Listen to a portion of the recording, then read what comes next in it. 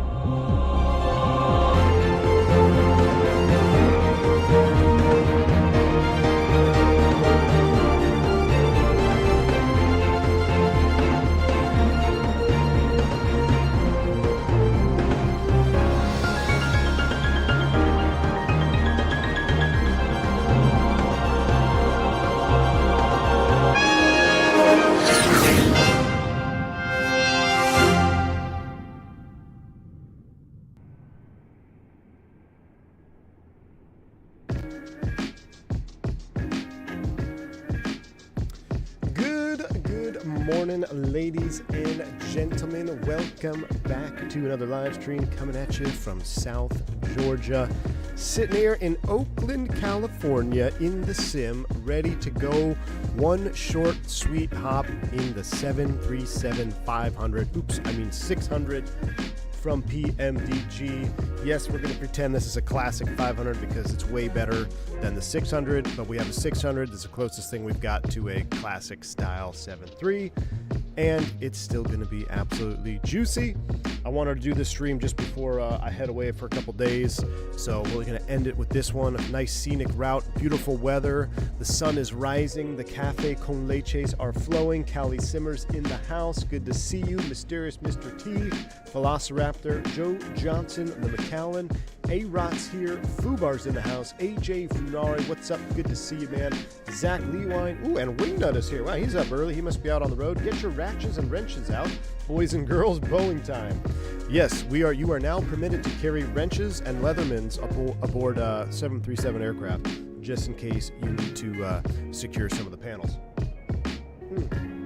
No Trauma Hawk then? Not right now, Brian, but maybe tonight, The day is still young, my friend. The day is still young. I was going to leave this afternoon around 2 o'clock, but it really doesn't net me any. I could just go tomorrow morning. The loads are wide open, so I might do Trauma Hawk this evening just to take a sneak peek, and then we'll go from there. But anyways, we're sitting here, Oakland. I think this is the BMW AMG Series Model S airport.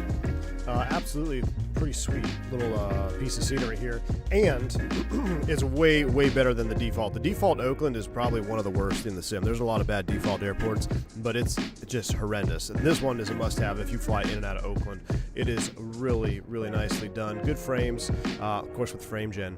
Doesn't really matter, honestly, which is awesome for us that can run it. If you can't run frame gen, then it's definitely, you got to take a look into more of the performance side of things. But here we are, ready to go. In your seat pocket, you'll find a 737 technical manual. That's pretty funny, Fubar, yeah. Pretty much. This one, though, is the classic Boeings, right? So this is hopefully this one was put together before Boeing went down the tubes. But I love this livery. This is a blast from the past. The old Shamu have actually flown on this one. I believe someone probably find it in Google. I don't know if this was on a 300 or a 500. I want to say it was on a 500 when Southwest had those 3s and 5s. But I absolutely love the straight wing 7.3. Come on, this is how 737 winglets or wings should be, and it should be straight wing.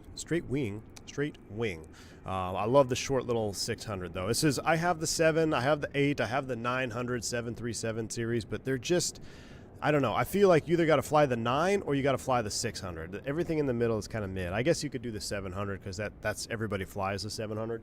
Very popular, or one of the most popular airplanes. I think the 800 actually might be more popular, but the 800 to me is like the 320. It's just kind of mid, sitting there in the middle. Go big or go small, just don't be average. So this is what we got today. It's going to be a sweet one. We'll reset the drone cam. We'll hop into the cockpit here. Oh, look. Oh, my goodness. That was my default external view screenshot. Hold on. I'm going to save that for later. That could be another screenshot for later.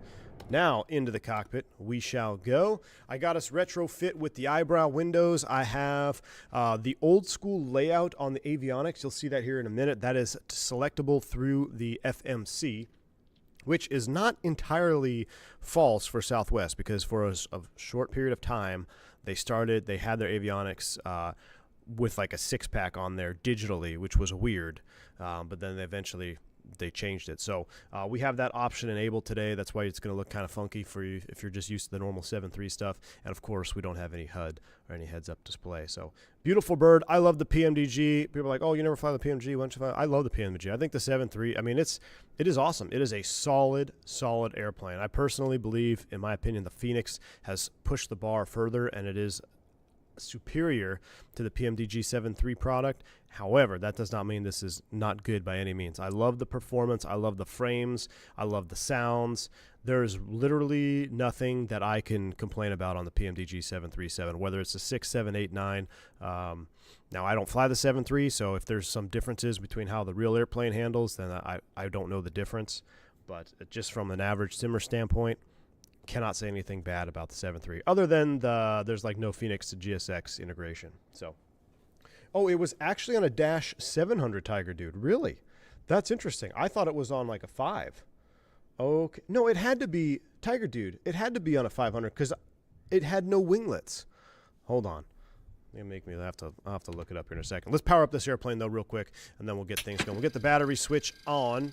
As far as ground power, I think we're going to come down here. We're going to go FS Actions, Ground Services, GPU Cart, Request Ground Power. They're going to connect that sucker. And as soon as we get ground power, we'll lock it in. It says digital 6-pack was the dumbest idea.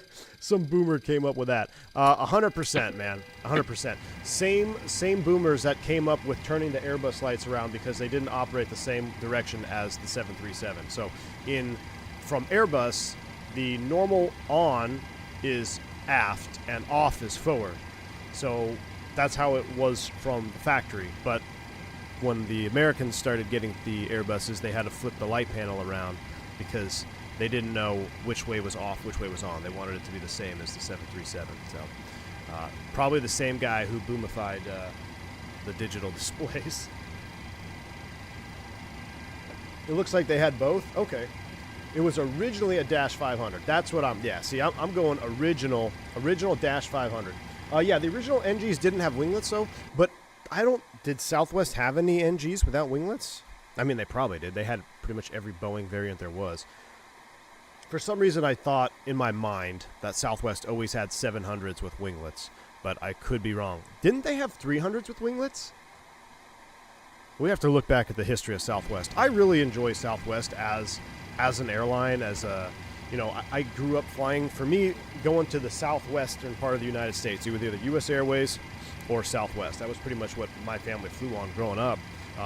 And I was flying on the 737-200s and the 3s and 4s most of the time. But I love Southwest all around. I mean, it's not the same company it used to be back in the Heller kind of days, or Herb days. But as far as the people, I don't think I've ever met anybody that worked out Southwest, whether it's a gate agent, a pilot, or a flight attendant, that was just negative. I've never had a bad experience with them. So I actually, one time I was commuting out of Philly on a 737, and they had a ton of weight. They were severely weight restricted going to Dallas Love, and the captain made some calls to figure out how they could arrange. I don't know. I thought he moved like required takeoff fuel. I don't think it was fuel. I think he removed like ballast weight or something so that they could get me on, because they were weight restricted and I was not going to be able to ride the jump seat. But he made phone calls to his dispatcher and he worked, and he said, we're going to get you on. And I got home, and it was the last flight out. So that's just kind of the example that Southwest has always been to me. They retrofitted, okay, Wingnet says originals NGs didn't have winglets, so then they retrofitted the 3s and 7s, and their 8s were fitted with them from the factory. Okay, so they retrofitted 3s and 7s, and the 8s were fitted from the factory. All right. Mr. Encyclopedia is in the house. Thanks, Wingnet. Appreciate you, man. You off today, man? You should be flying. It's the one. Oh, actually, no. You probably flew all weekend, right? I don't know. You should be flying today. You should be off on the weekend. You should be flying today. All right, let's finish our overhead flow here, or let's at least start some type of overhead flow. Just wait till Wingnet gets typed on the 7.3. He's going to be in here like guiding us through everything. Oh, you're doing that wrong. Those are coming in a nav. We'll put that in the on position, although it doesn't really do anything because we don't have any. Yeah, it just comes off. Okay. Come back over here. That's all fine. We're going to arm the emergency exit lights. We'll put auto. We'll leave the seatbelt sign off for now. Flight altitude, we filed. I'll do this while I'm looking at it because I always forget. 39, that's way too aggressive. We're going to change that. We're going to go up to like 33. We'll do 33. We're at 600, so we'll get up there quick. Oh, you're in the hotel gym in D.C. Nice, man. All right. All right, good deal. Landing altitude is sea level. We'll put it at, we'll leave it at 0. And they do A's on, B's off, I think, a Southwest thing. Maybe, possibly. Everything looks good there. Let's go ahead and brighten up this background panel, though. This galley power is on. I'm going to put this on ground power so I can see it. There we go. I'll leave it on where it was. Panel brightness, circuit breaker brightness if needed. That looks good. And let's pull the yoke back, get the background lighting up here, make this nice and juicy. So I am using the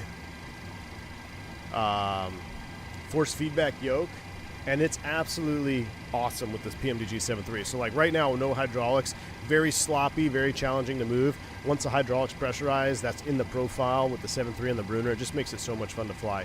One issue I did have, and I got to address it, I just haven't had the time today, so I turned the feature off. But autopilot, or the yoke follows the autopilot, and for some reason it was working fine, but then when I disengaged the autopilot, my yoke wanted to keep rolling left.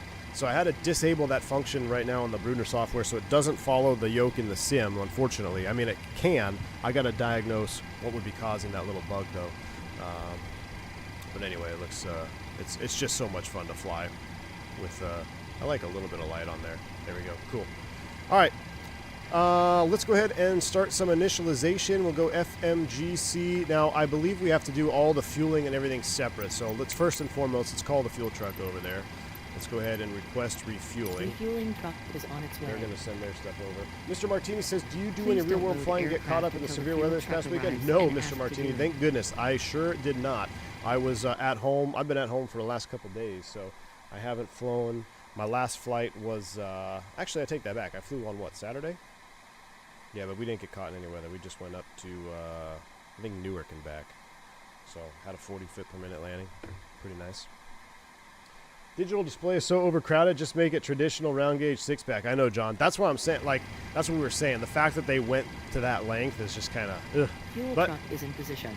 That's how it was for a short period of time, so we're going to rock it. Please don't load aircraft. Fuel truck is coming, doing its thing. Let's do a pause and knit. We're going to load up Oaklandia, O-A-K. We'll put you right there. Then we'll go next page. We'll take left GPS, put you in the IRS position here. Route page, Oakland to San Diego. Now, I do not have the EFB enabled on this as well. Probably should have. I forgot to do it. I don't even know if I installed it, and I don't really want to turn it on if it is installed, because, I don't know, I feel like a 600, we should be rocking old school, right? Now, I'm actually curious, will we get... No, we won't have any route files, so we're going to do it ourselves. So, I'm actually curious, though, real quick, just out of curiosity, did I update it? Because it could help with charts. I didn't think about that. PMDG setup, would it be under options, simulation?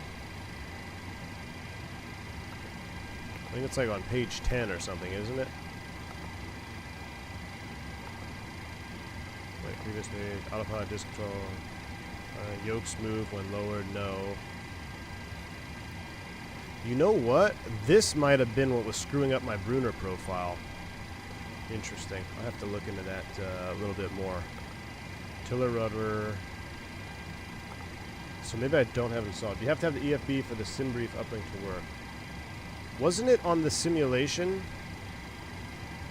I might not have updated equipment displays failures. Equipment. No Wi-Fi. Page 16 of 17. So it's not there. So this one is not currently updated. Aircraft equipment, page 16. So, alright, so thank you for that. Appreciate you. But we don't have this one updated. And what's weird is I went to install it. Or I launched the PMDG Ops Center, and it said it couldn't contact the server for PMDG, so then I just said whatever. So it's not like I didn't try to update it, but it's fine. We'll do it old school. We're on a 500, y'all. We're on a 500. So let's go back to let's just go all the way back. FMC setup here. We'll do our gross weight after. We'll do our zero fuel weight. Our reserves are 4,000 pounds. No, 4.0. Invalid entry. I think we have. Okay, we'll fill that in right now. Cost index will be 75. Cruise altitude is 330. And per finite request. What's the next page? There's the tolerance. I'm going to do that after we load it up. TO1, takeoff speeds. We'll get all that after we actually load the airplane. So I'm going to leave that page up. We're still fueling, right? Or is he done? 12.9 on board. He's wrapped up, ready to go. So he's wrapped up.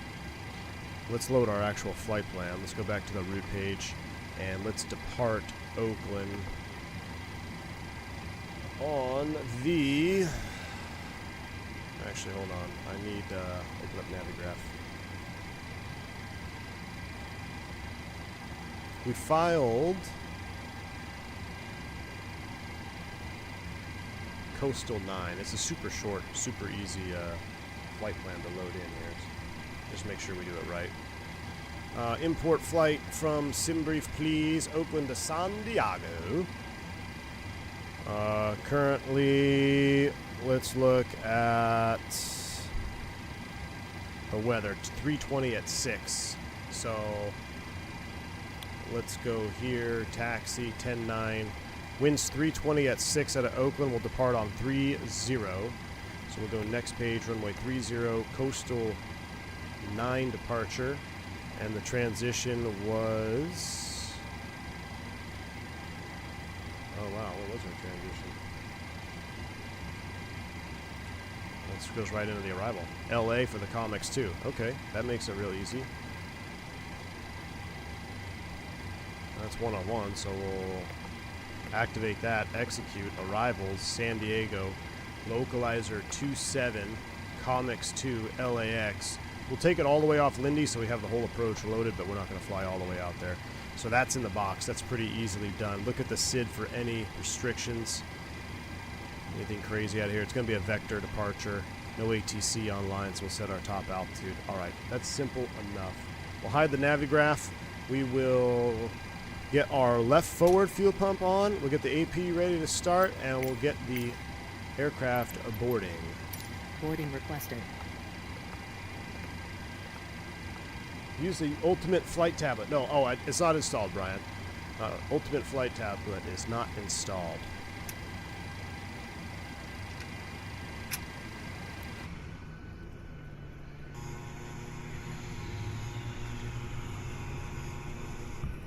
going to do no VNav, no auto throttle? Do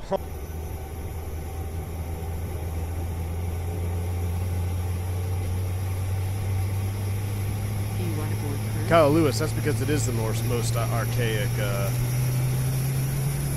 software. Passengers boarding starting. What's your opinion on a pilot's life? Crew Dog, I enjoy watching like Blue Games. I don't know, he's doing the pilot's life stuff, which I enjoy watching. But for me, if I wasn't a content creator, I would probably be, if I wasn't a content creator and real world pilot, I probably would be more interested in it. But for me, already living like, being restricted to one airline and, flying routes and bidding actual routes and stuff, like when I get in the sim world, I want to just fly wherever I want to fly, honestly. Like I want to look where the juicy scenery is and I want to fly there. I do like that it gives you progression and like a purpose to fly, but I think you can achieve that through a good VA or a good virtual airline. But I also understand the allure to something like a pilot's life. I remember back in the FS9 days, was it FS Passengers? I love that. I started with like a Cessna 172, and then you could upgrade to get more airplanes. So I definitely see the draw for a lot of people. But for me personally, I just want to fly where I want to fly, and I want to fly airplanes that y'all want to fly. I don't want to really be restricted. I think it would be cool to see you recreate your career. Crew Dog, that's an interesting... That's interesting. I don't know if you could achieve that through a pilot's life, though, because you're limited to who you get hired by, right? If we had something like FS Passengers, I could do it. I could say, here we are. But, dude, it would take forever. I mean, especially real time, like, building up 2,000-3,000 hours before we start flying jets is like, who wants to see that?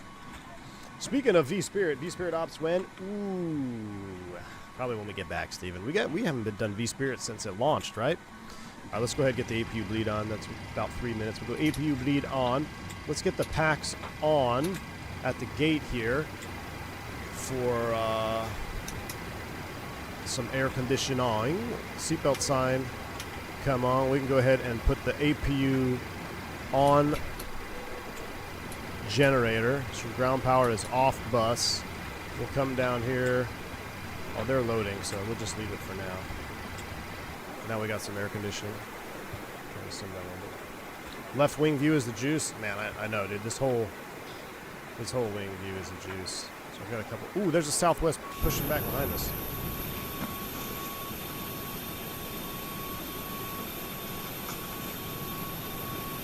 I love the look of the short 7.3, man. Please, Phoenix. Please, Phoenix. Please let my prediction be true that you are making a 737 Classic. If Phoenix made a 737-400 or a 300 or a 500, I think they're making a 400. I would be ecstatic. A pilot's life doesn't include sleeping at a one-star motel in the middle of 0 to 10 stars. Yes, correct. Or avoiding getting shanked in... where's that place in Philly? We always used to joke, like, it actually wasn't a joke. I watched one guy come into the lobby who had just been shot. Oh my gosh, there's a really not a good place in Philly there where all the crews used to stay. I'm drawing a blank on the town now.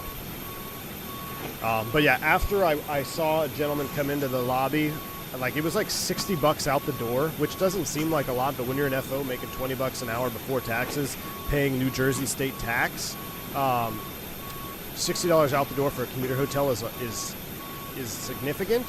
But after that's just Philly, it's my hometown. After I witnessed that, I ended up just staying in the crew room mostly, if I had to, or the Minute Suites became my best friend. And it was like $80, no showers, nothing. It was literally a bunk, and you had like 6 hours or something. So I started doing that. But yeah, you can't simulate that on a pilot's life. John, absolutely, man. I totally agree. Pilot's life for sim. I mean, I'm not saying it's a bad program at all. I enjoy watching Blue Games fly it, like, and seeing the career progression. It's neat. It really is. But like I said, if I wasn't a content creator, or mostly, I shouldn't say that. If I wasn't really a streamer, like mostly all we do is stream now, you know, then maybe I would probably be in it. Hey, let's do a series, kind of like exactly what Blue Games is doing. I mean, he's flying for Aeromexico, Qantas, doing his career. But, you know, for streaming, I just want to do a stream when I want to stream, fly where the weather is, fly an airplane that I want to fly. Can someone post a video to the rant? Oh, no, we're not even going to get into it. Are you sure you just talked about Philly generally? Yeah. Philly in general, man. I had some... Philly in general is a pretty wild place. I know, McCallum, delivery on this plane is awesome, isn't it? SeaWorld Adventures. Go see Shamu. And I love the brown. The brown is perfect. Oh, that's the shot right there. A little bit of reflection off the baggage cards. City of Brotherly Love. Need a Miss V1 Helicopter Pilot's Life sub-channel. That would be interesting. Her face used to be on the side of a helicopter, and the vans up in Sedona. The company she worked for.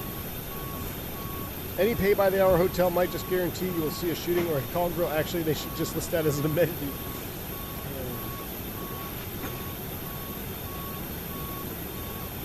I feel like the best financial option for Fenix is the 321 Neo. Ooh. Well, I don't know, Gray Shirt. I mean, they're coming out with the 19 and 21. I am fairly confident they will probably... Nah, I don't know. I would not be surprised if they went down the Neo path. However, I just have I don't know. I have some feeling that it's going to be a 737-400. I want it to be. Maybe I'm trying to manifest it. But as far as you're saying financially, oh yeah, if they made a 321 Neo, good night. Dude, they're going to make bank on the 321, 319. Are you kidding me? An entire Airbus lineup from Fenix, 19, 20, and 21? Absolutely going to crush it. And they absolutely should. They are the pinnacle of Microsoft Flight Sim at this moment. And honestly, I would probably slide... I could, you know, if I were to do a top 3 or top 4 ranking, Just Flight's up there, man. What Just Flight offers, it's just not as popular because, like, the 737 is obviously more popular than, say, a BAE 146. But I could sit here and easily argue that the 146 offers more to the consumer than just buying a PMDG 737-700. Because when you spend the money for a 700, you're getting one variant, one airplane. You get, like, maybe the BBJ model, right, with the 700, or then the Combi. With the 146, you get, like, 5 different variants, same level of detail on the flight model, same level of detail on the sounds, same level of detail on the EFB, if not better options on their EFB. It's just not as popular. But as far as from a dev standpoint, I think people sleep on Just Flight, man. I really do. And their GA stuff is fantastic. Can you run... oh, Steve Ed, welcome back to Private Pilot, sir. Glad to have you on board, my friend. So is this... I believe this is loading. I think this is loading in real time. So I'm not going to touch the perf data until we're completely done loading. But we'll do a flaps 5 takeoff, RTO, no ATC online. Let's set our top altitude of 330. Let's scroll that in here. Got the old, what is this, the Collins panel? I don't know which one is which, but this is the older school one, I think. We'll set 330 in the top altitude. We'll get our flight directors and everything else after start. As far as our squawk code, we're going to go down here and squawk 2000.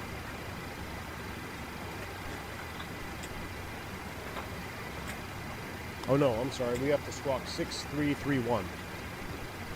6331. That's ready to go. And CTAF frequency for Oakland is...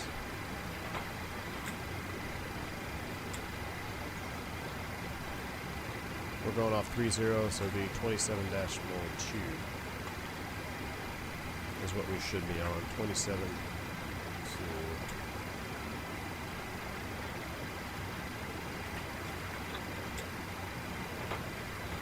I don't know, one of these days I'm going to listen to y'all and buy a radio stack. 27.2 is up. We're almost done loading. Aero Mexico's getting ready to push back. Beautiful. What is that EFIS layout? Hey, it's old school, man. What is this PFD setup? Everyone's going to come in here and just be upset at the PFDs.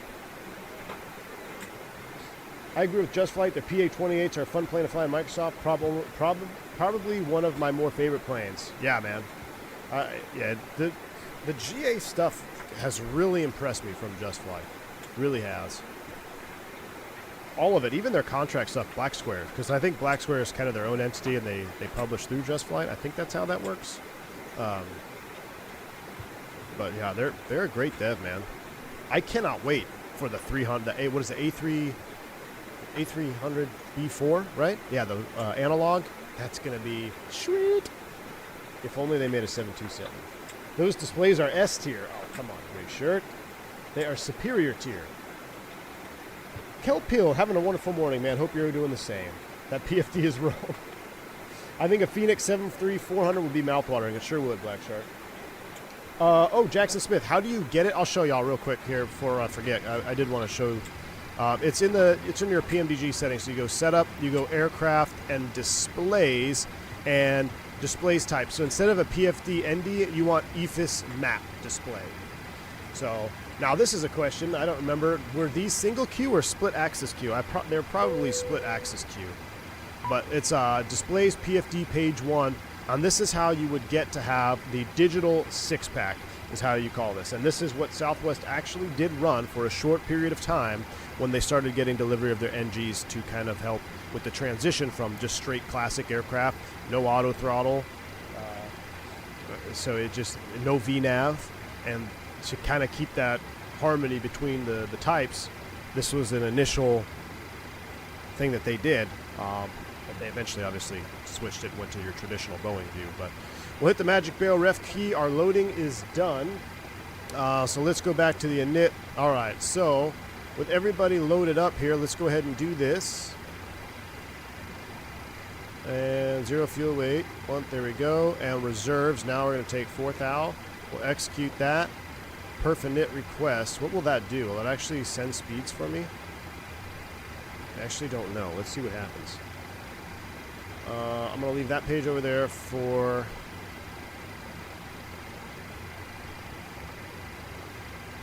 flaps 5, uplink ready. CG is 18.4, trim 6.4, 20, 21, 31, 126.2. So V2 plus 10 is going to be 141. And we'll bug that up after, so we'll put that on IAS, have that ready to go. And so our speeds are set. We're going to leave that page on there. Let's prepare for pushback and departure. Let's get our overhead flow here, get the rest of our fuel tank pumps on. There's nothing in the center tank. We're going to go A's on, B's off. We'll get our probe heats on. Release ground power, yes. We'll get our packs off for start. Auto on the outflow valve. Captain, we are ready for pushback. Seatbelt signs are on. Yaw damper switch should be on. And, oh, we need logo and beacon.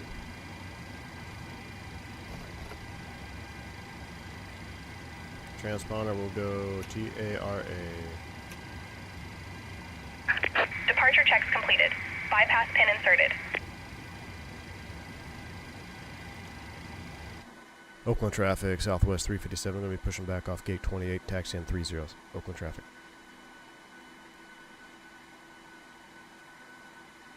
Oh, Nick, it would be nice if PMDG did any classic models. I'm right there with you, man. I would love a 200. Locking gear. We have to get the chocks removed. Okay, never mind. All right. It's all right.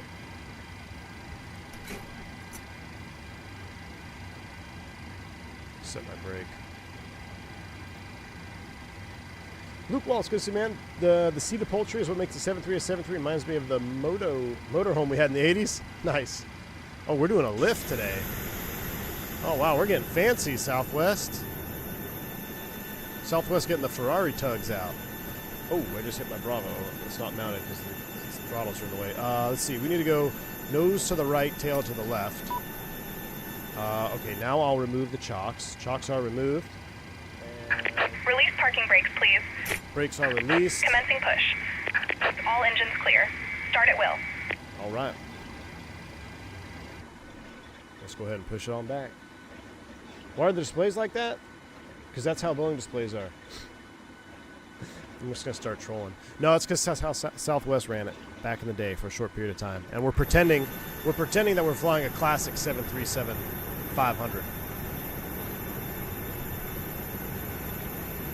I thought they didn't have auto throttle and VNAV in the NGs for a while. Shoot, that is correct, Force. No auto throttle and no VNAV. And yes, only the 600 Kelpie can have no winglets, which is a shame because even Alaska current day runs is it the 800 with no winglets? I think Alaska has like, is it just one or maybe a handful of 800s with no winglets? It would be really cool to have that option. And I want to say, I could be wrong, I want to say an FSX we had the option to have no winglets on the 800, or maybe it was a 700. I could be completely wrong though. Either way, I wish we had an option to remove winglets on the other models. It's a 900 with no winglets. Okay, thank you. A 900. That would be cool. I don't know where we're going here with this pushback. Oh, we're going into the opposite alley here. Cool. Please set parking brakes. Brakes are set. Go to disconnect. I do have the real parking brake, which is super cool. It's down there. You can't see it. I'll try to keep that camera there, though. This is the Throttletek 737 G Max throttle. It's so much fun to fly this bird with that. All right, bleeds are set. Packs are set. Let's go ahead and turn 2, please. Starter valve open.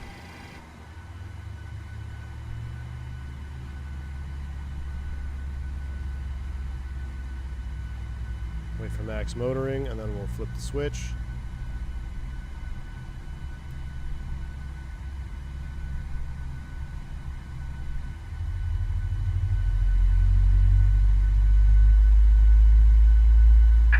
Tow truck disconnected.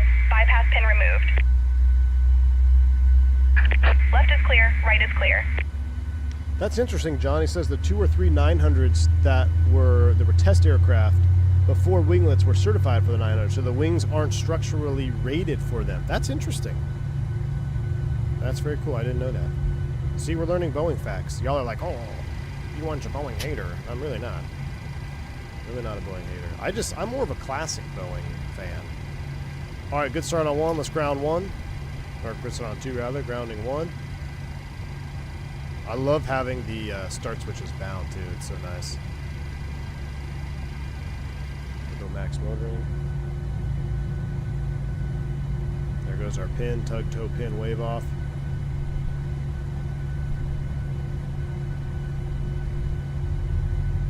Wonder if the 7.3 can be a CDL? Sure they can. I don't know. I don't know. A320 eyebrows windows when? Ewok, I remember when we were pushed into a catering truck in a Airbus 320 CEO with the wingtip fences. I wasn't even aware of it, but they pulled the wingtip fence off.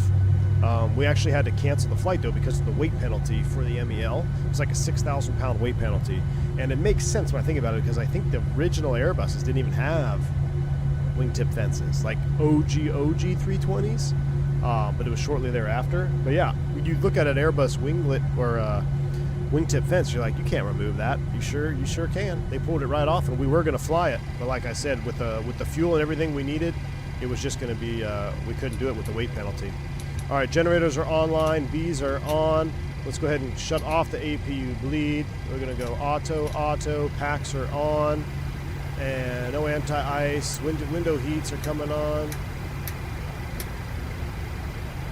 Gen 1, Gen 2. We'll go ahead and put you back here and here. APU can come off. We're doing flaps 5.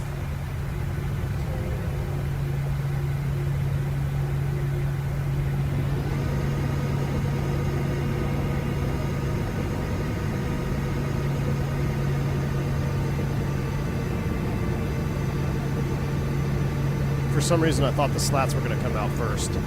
I screwed that view up. Flight control check.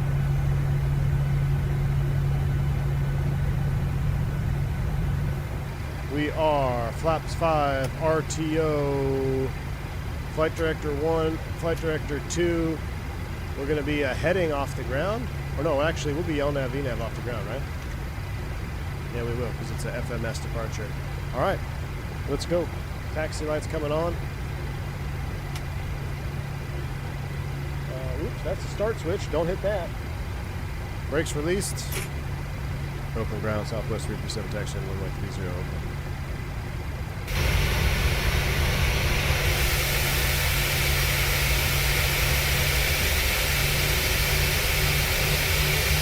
Good in traffic, Airline doesn't even focus on that.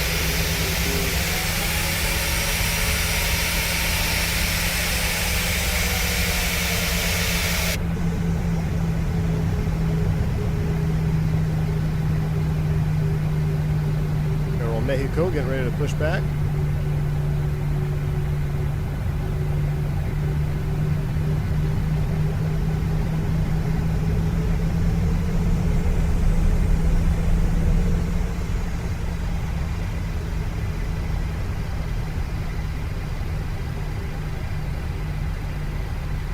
Alright, let's do recall is checked, flaps 5, transponder TARA, flaps, trim is supposed to be set, I thought you were able to click it. Close enough. I think that was the PM, or I think that was the NG, or IXEG when you click the trim. I had the alerts muted. I apologize. JJ Stevens came in with a $5 bank angle check, man. Appreciate you. V1, I don't know why people give you money. It's not like you're cool as hell or anything. Appreciate you, JJ. Sorry I missed your bank angle check there. I think the alert box is muted in this cam, so I apologize. But thank you very much. I appreciate you. Very kind for the support.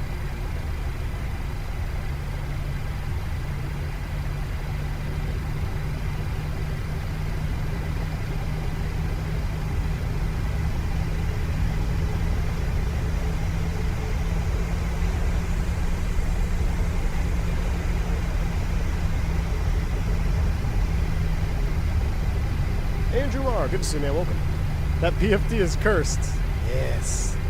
Look at it. Don't you love it? This is the only way that this is actually how the 737 MAX PFD comes from the factory, because I am typed on the 320, so I'm qualified to speak on the 737 because it's basically the same thing. So yeah, this is how it is from the factory on the new Maxes, the 1000 Max. Ooh, FedEx 7.5, that's juicy. Carson Chris, the meeting ended just in time for takeoff. Fantastic, dude. Flying southwards, now I've seen it all. Daddy-o, what's up, man? I feel like I need to reset my default view here. Hold on. No, it's actually fine. Maybe I should put it like...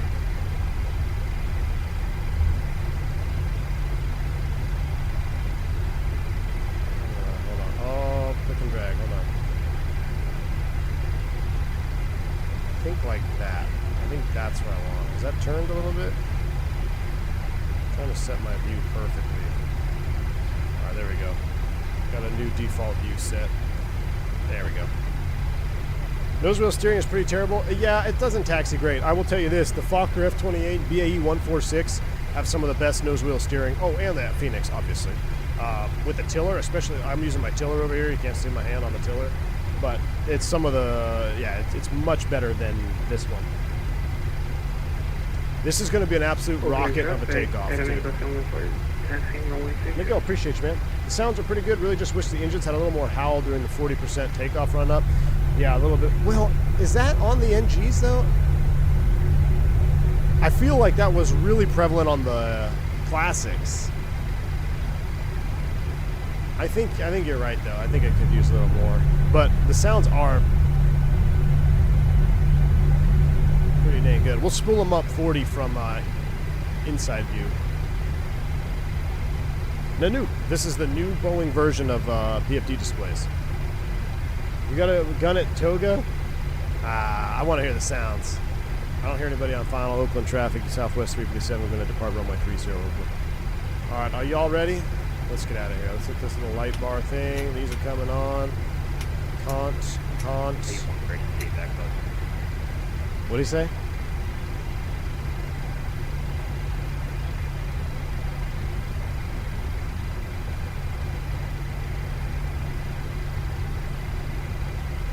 How much artillers would you recommend getting one? I don't believe they make. I don't believe Cat 3 design makes this tiller, or Cat 5 design rather, makes it anymore. I think there's some other ones on the market, but I really don't have any experience with them, so I can't really speak to if they're worth it or not.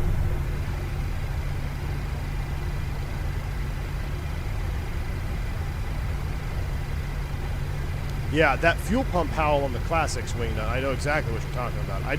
I'm not sure if it's as prevalent on the NGs. All right. Who's ready? Let's get those yogas in chat. I got to remember what I got to do here. So we're going to hit the Toga button at 40. We'll arm the auto throttle, and we should arm or spin our heading bug around too. We don't have heading sync. That is so, that's so bad.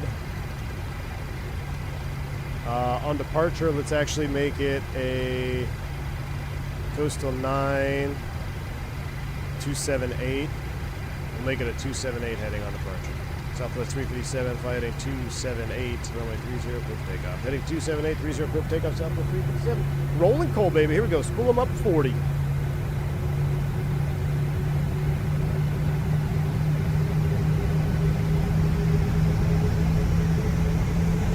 Yoga.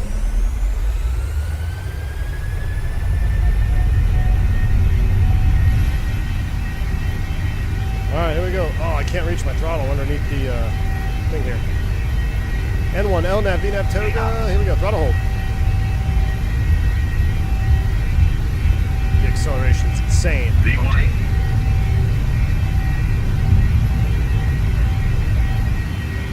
Positive rate. Here. Positive rate climb.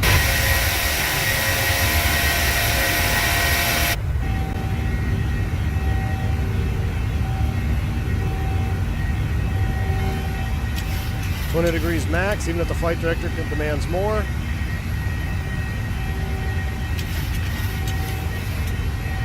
And why are we in? Hold on. There's N1.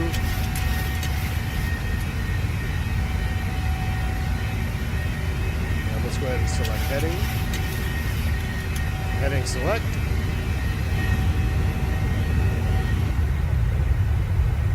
A little fog over the bay. One. Flap 0.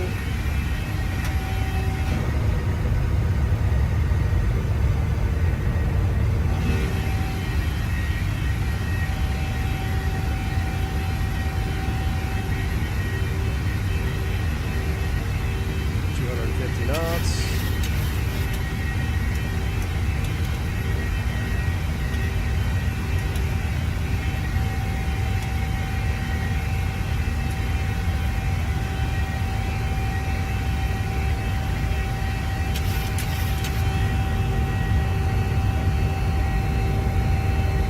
We're doing the Coastal 9, Callie. Coastal 9. We're gonna head up right over the bay, though. We're speeding. I don't want to turn the autopilot on yet. We're definitely speeding. High speed departure approved.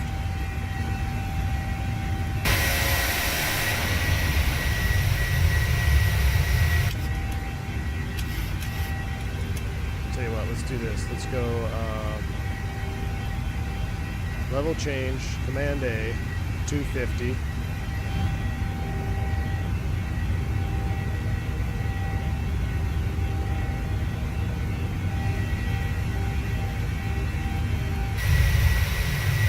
That's cool. There's downtown San Fran. Should have done like the visual or like the tour.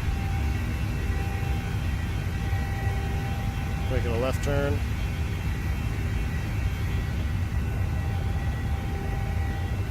There's SFO off behind our left, over there, off the wingtip.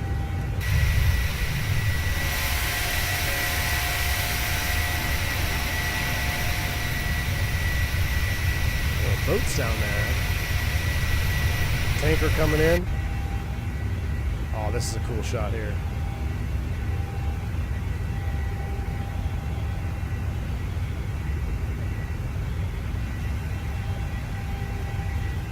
Keep spinning around on the left.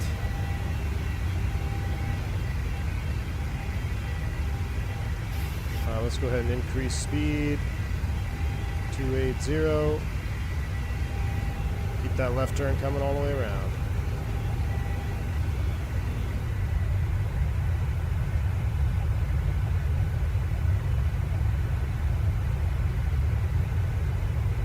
Oh, the flight information, yeah. So I guess PMDG is having an issue with it too. That's fine. We'll use G's for landing. Depending on the add-on, that overlay doesn't work or it works flawlessly. Like on the 748, it worked flawlessly.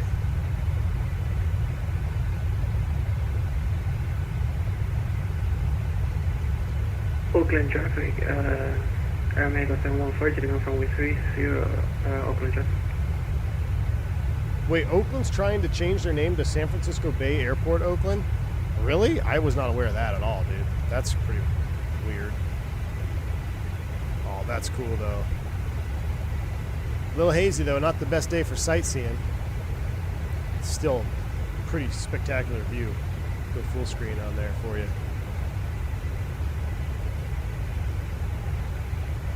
That is pretty cool. All right, let's go ahead and get ourselves back to what we need to be doing here. Let's go direct to Seagull. Go legs. There, Seagull, execute, and LNAV. VNAV. So we're LNAV, VNAV speed, command A. We're going up to Seagull. After Mickey, we're going to be LAX, so we'll just go ahead and clear, or we'll delete the, oh, I guess you can't do that, huh? You have to paste it. LAX, we'll execute that. So Mickey LA for the arrival.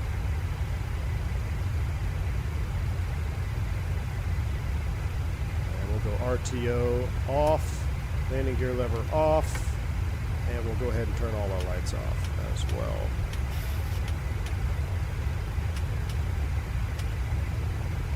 I think they'll stay on the whole flight. I don't remember. Short flight, you are now free to move about the cabin. All right. Cleaned up, speeding up. Look at that view. 600 for the win. I'm a Brunner user, mostly with X-Plane, so everything just works in Microsoft. The PMDG does it trim properly and does the autopilot couple right, winging it. So I think I discovered why. I have to work on this on the profile for the 7.3. I had it working just fine, and the autopilot was coupling with the yoke, and everything felt good. However, when I disengaged the autopilot, my yoke seemed like it was desynced with the sim, so like it just wanted to always roll left, and I couldn't figure out why. So, because I didn't have enough time, what I did is I just uncoupled that, and I have it working just basically without following the autopilot commands. I mean, it can do it. I got to do some research on the profile though. What was going on with that? I wonder, and I thought I saw it there in the pre-flight. There's a setting in the PMDG where if you lower the yoke, it stops moving. So I wonder if that conflicted with the Brunner. So I got to do some more testing on it for Microsoft. But otherwise, yeah, hand flying with 7.3 with force feedback, or it's not even just the PMDG, man. Any yoke-driven airplane, you know, if you have it, it's so much fun. Arlen, thanks for the 15 months of support. Appreciate you. A stream on my day off. Oh, wow. Arlen, this was just for you. Dedicated to you, my friend. Look at that little COVID on the window there. Man, what a juicy day to fly. 21, climbing 330, short flight, but we're a rocket ship, so we'll keep it going. There's a setting to make it move when it's down. Correct, Guru. I saw that. And that's why I think if I play with it, I might be able to just have it working all the time. And I think that's the setting. But I didn't want to run through troubleshooting and then not being able to test it before going live. So there used to be a CFG entry file for the old PMDG which coupled things correctly. Interesting, winging it. I mean, there is a profile on the Bruner page that's from Steven Bruner for PMDG that should work pretty much out of the gate. I hope Oakland changed his name. It's better. It's the better airport to fly out of than SFO. Really? SFO is suing Oakland. They're going to lose that lawsuit. Oakland will still have the ICAO for Oak. They're just including San Francisco Bay in the name, which they're next. Why is it? Because the next generation of people don't understand that Oakland is in the Bay? Is that why people are like, oh, we got to fly to San Francisco? They're trying to get to like Alameda. They're like, well, we have to fly to San Francisco because that's the Bay Area. That's probably why they're trying to change the name. Okay, why is this? That's a VOR needle. How do we how do we change the OBS? Oh boy. It's got to be up here, right? No, meters, hectic, pascals. This could be an interesting situation.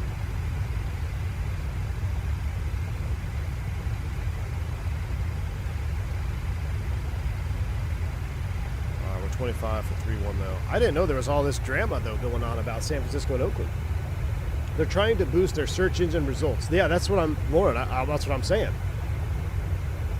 They don't understand the difference. Like, they know the next generation of people don't know that Oakland is in the Bay Area, so they just fly to San Francisco because it sounds San Francisco Airport. Interesting. DFW is changing to Grapevine International. You got to be kidding, right? I know you're joking, Russ. Oakland has always had an inferiority complex with San Francisco.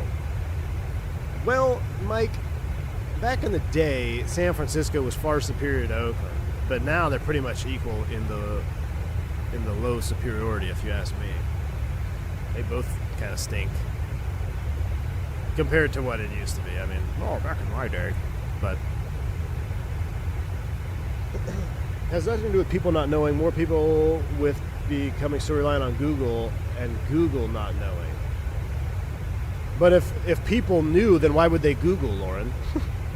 So if people knew, then they would just know that Oakland's in the Bay Area. That's what I'm saying. BJC should change to DIA to troll DIA. What's BJC? Oh, Jackson City? Dulles International? Pop quiz. What used to be Idlewild Airport until about 60 years ago? Idlewild. I don't know, Matthew Walser.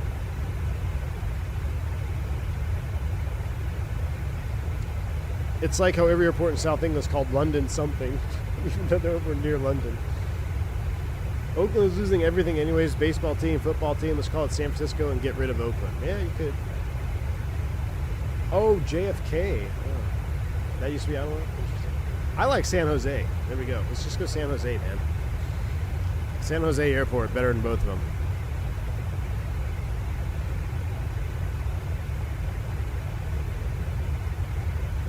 Not surprisingly, United is against it because they have 40% of FSO traffic, and Southwest is for it because they have 80% of Oakland traffic. Oh yeah, just money. Just they want 100%.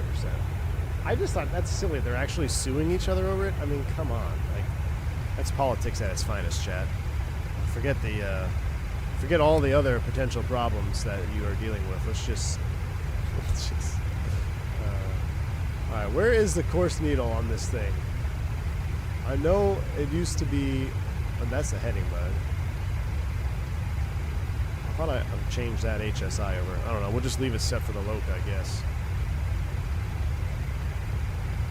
Man, look at that. With 30,000 feet, we are ripping. 2,200 feet a minute.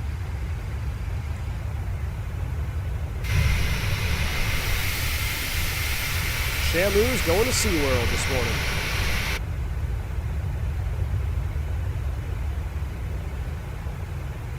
Dude, this is America. Suing each other is like the national pastime. Yeah, that is true, Steven.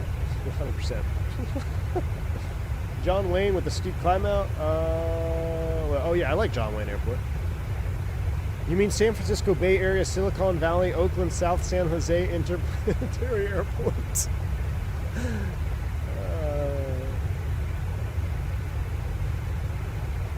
That is so interesting. I had no idea that drama was going on up there. This is what happens when you're based on the East Coast now. All my drama revolves around Jacksonville Center. LA is hell on earth getting into and out of. Yeah, it's not very fun, Luke. When I flew in, I had to go to LA for a wedding. Well, actually, my best friend was getting married in Dana Point. And so we were looking at options, and it's like you could way overpay to fly Delta to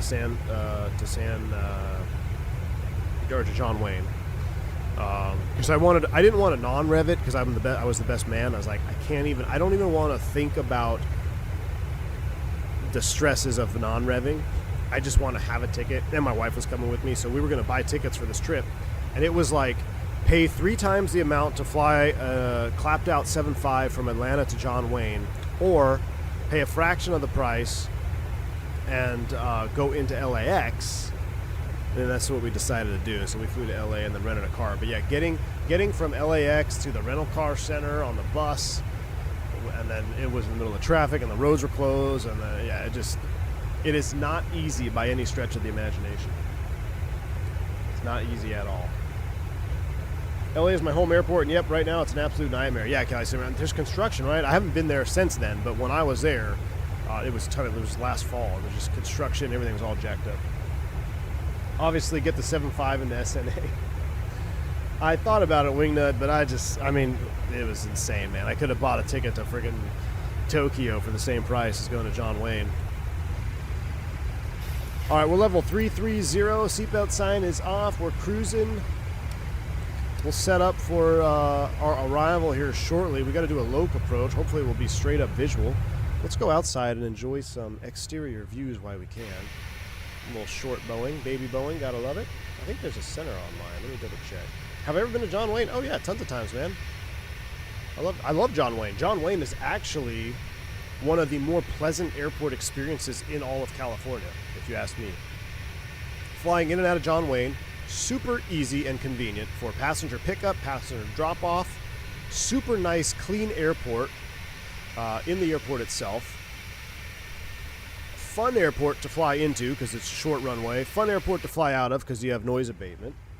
Like, I don't really know many negatives about SNA. It's a really nice airport. San Diego's also pretty nice too. I like San Diego. Isn't Breeze operating 220s around LA nowadays? I'm not sure, man. I know, didn't JetBlue just pull out of? Did JetBlue pull out of LA? I thought there was something about that. They were reducing routes somewhere. I don't know. Which I was kind of surprised because I thought they had a crew base there. Oh, look at that livery, though. This livery fits so good on this 7.3. Whoever designed this livery, hats off to you, man. I'm not even sure. There's the shot right there. LA is permanently under construction. My dad was there as a welder in the early 80s during the airport expansion for the Olympics in 84. Used to see the Lakers coming and going. Wow. That's crazy, Luke.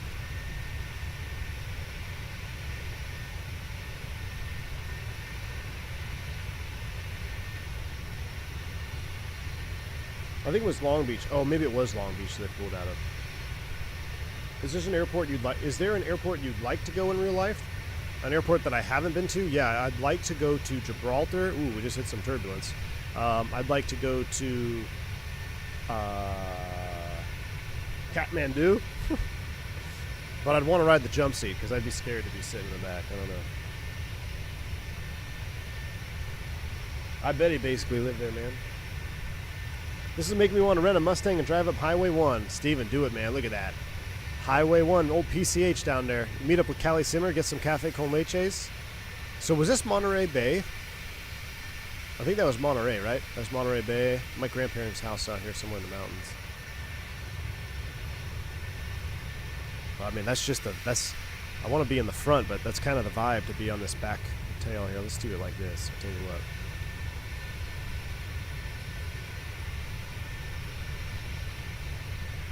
We're gonna find the sweet shot,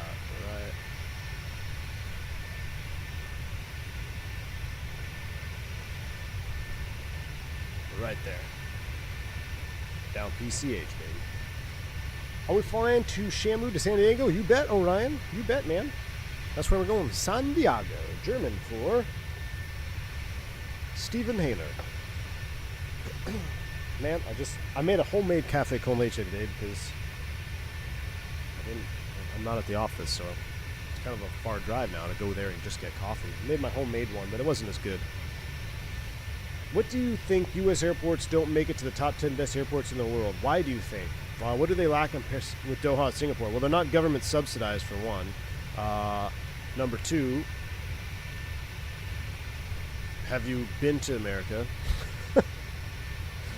Seem to kind of, lack of respect, lack of self-respect as for individuals. The population of the United States has dramatically decreased in respect and, I don't know, just taking care of things in general.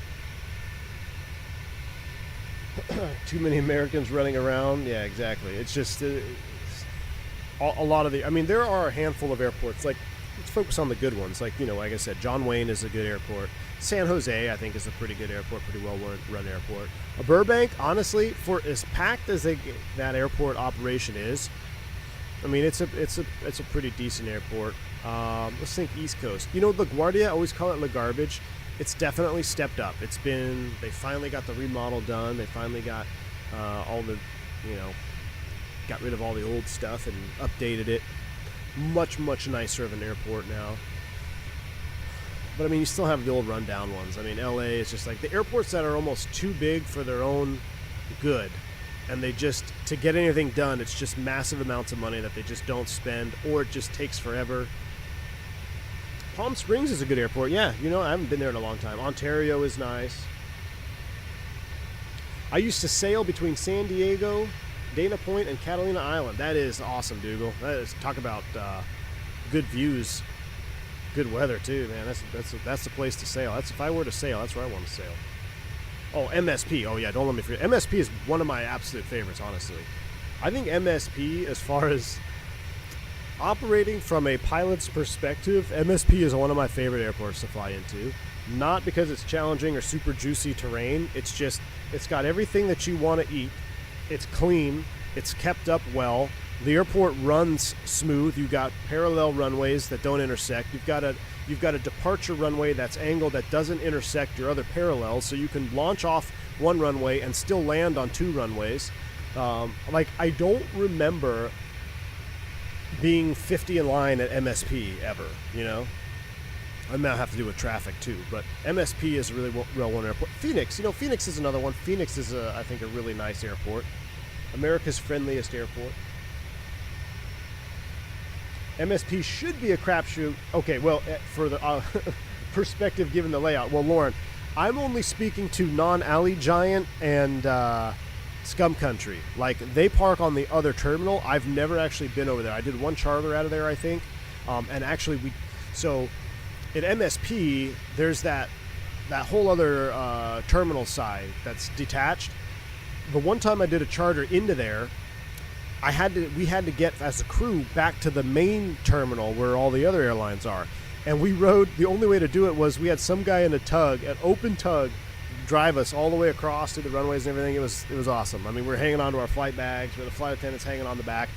Probably not FAA approved, but it was quite the experience, riding a tug from that other terminal side over to where Delta is. Atlanta is perpetually a hot mess for passengers. Atlanta, Mr. Martini, it boasts itself on like the busiest airport in America, and I'm not going to dispute the numbers, but it could run so much smoother if they just did a couple extra things, like have 24/7 plane trains, have just different, I don't know. I mean, the layout works for moving people, like moving cattle, but I feel like with a few adjustments, it could even be more effective. And I honestly, I've lived here for a year. I can say it. I really dislike the Atlanta airport. All of it. There's not a spot on the Atlanta airport that I enjoy. I mean, you got to be, it's just not enjoyable. These doors are closing and will not reopen. This train is going out of service. Please exit. Due to construction, the baggage claim service elevators are out of service. If you need baggage claim, please exit at Terminal T, or whatever it is, A. Good afternoon from the land of Texas. Hey, Chase B, I'm going to be headed your way tomorrow, my man. I was going to head there this afternoon, but I think I'm going to be coming in tomorrow instead. The great state of Texas. Can't wait to be back there. Got some work to do. Got a long fishing tournament. Going to be fishing. I can't wait. Well, let's come inside. Much nicer to be in here. Much less noisy. Get some juice views here from the wing view. You can like window or no window? Well, they put a daggone window shade on the perfect window view. That's the only thing. PMDG, like, I don't want that window shade there. I want the window, but yeah, see, the window shade's in the way. And that one's got a window shade down. So, like, if you want realism, you'd have to, like, hack this view. There's your realism view. It's actually pretty good. Matthew Kelly, thank you so much for the 5 gifted memberships to the channel. And very kind of you. Very kind of you, Matthew Kelly. If you pick up a membership from Matthew Kelly, make sure you say thank you. Appreciate the support. Quality of life increases dramatically as distance from Atlanta increases. That's a great way to put it, Wingnut. That is a great way to put it. Bathrooms didn't have 3 inches of water in them. You know what airport in Texas is actually super nice? Austin. It's actually not bad, Steven. Believe it or not, as downhill as Austin has gone, the airport is actually pretty good. And you know what other airport I like too? San Antonio. The San Antonio airport I like too. Zeke left when you moved and came back when he heard you're coming back. Wait. What? Fubar. You're kidding. Zeke's not going back to the Cowboys, is he? Don't tease me like that. Matthew Kelly dropping a $5 super chat on top of the gifted memberships. I appreciate you, Matthew Kelly. I'll be watching on replay, just dropping by to show the support. Hey, appreciate you. Very kind, and that's a reminder for me. If you haven't already, please do hit that like button. This is going to be the last stream probably for the rest of this week, unless magically the Starlink works, or we might do a podcast from the Texas house over Starlink this week. We are due for a podcast. It's going to happen, I swear. Yeah, probably the last stream from Microsoft Flight Sim for the week. So help the algorithm out, show your love, hit that, and we'll fly in Southwest. It's a whole lot more to love, right? Smash like button now, appreciate you. How's Miami in real life? Never been there. Nah. It's one of those airports that was probably cool in 1980, and it needed to be updated in 2000. And we're now in 2024, and it still has not been updated, so. Austin ground, taxi your gate, Godspeed. Yeah, pretty much. Clear for takeoff, Godspeed. Don't mind this MD-11 behind you. Yeah, true, Wingnut. One of my first trips that when I upgraded, I think I was through Austin. I have to look it up. I'll have to recreate my career unless someone brought that up. It'd be kind of a good idea. You like Portland? Kelpeel, I haven't been there since Chaz was running Rampant up there, or was that Seattle? I can't remember. I've been there in a really long time. I don't really have any qualms with Portland Airport, but like I said, it's been years since I've been up there. Controllers forget how to work Miami East. Zeke signed a 1-year deal with the Cowboys. Okay, well, I guess I'll stay in Georgia then. As someone who lives and works in the Bay Area, I can feel your pain. Bay Area becoming such a pain. Tacos are $3.50 each at the local taco truck. Gas super expensive. They want to close Reed Hill View. Really? Wow, Subaru. Denver? No, I hate Denver, dude. It's too big, it's annoying, and it's cursed. And they want to identify as DIA when it's DEN. It will always be DEN. Although, wasn't it DIA first? I don't know. Denver I just don't like Denver for the fact that I never know which runway I'm landing. There's too many options. It's too many options. I'm like, oh, just look at the ATIS. Yeah, I know. You look at the ATIS. It says landing and arriving, 3-4, 3-5, 3-6. 37 center. You're like, oh, we're landing 37 center? Didn't know that was an option. And then on final, they changed it to 295.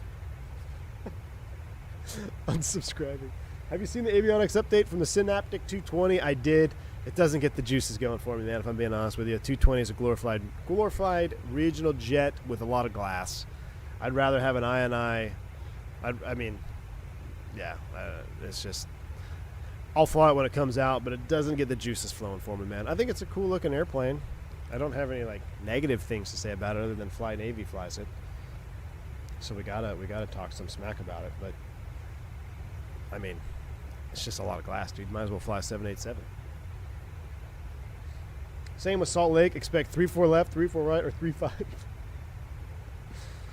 And when Ramp tells you to check the AAUP for runway, it's a live stream from a computer running Windows 98 that most of the time doesn't work. I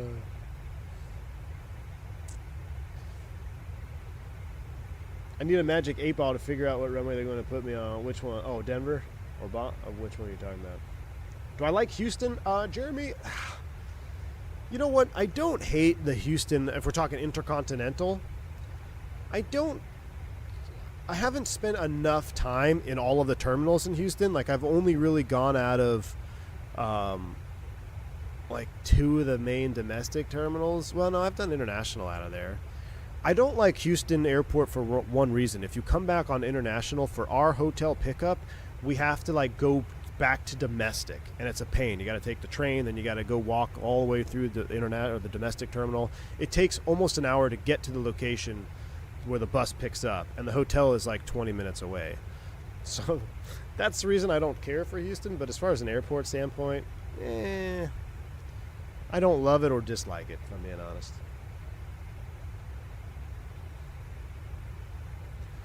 It's a pretty cool plane for the sim. Just do not have the interface when playing the simulator. They do not want to show us that. Yeah, I'm not sure, Guru, that avionics thing. Yeah, I'm not sure. Like I said, it's just not my cup of tea. Everyone's got their own cup of tea when it comes to add-ons, right?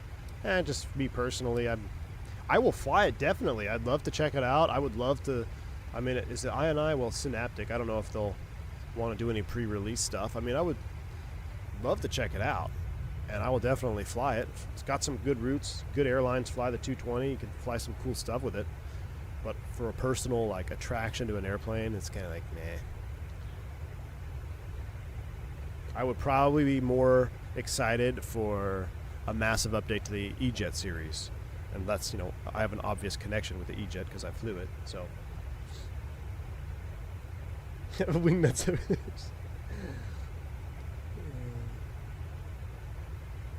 It's IDS4 that runs Windows 98. Wow. Your tax dollars from 25 years ago are still hard at work. That is pretty crazy, Lord. That is pretty crazy. Are you going to get the PMDG 777? Heck yeah, man. Heck yeah, and we're going to go Orlando to Miami, 777 first flight. Actually, no. We'll probably go, I think our first flight in the 777 should be Philadelphia to Miami.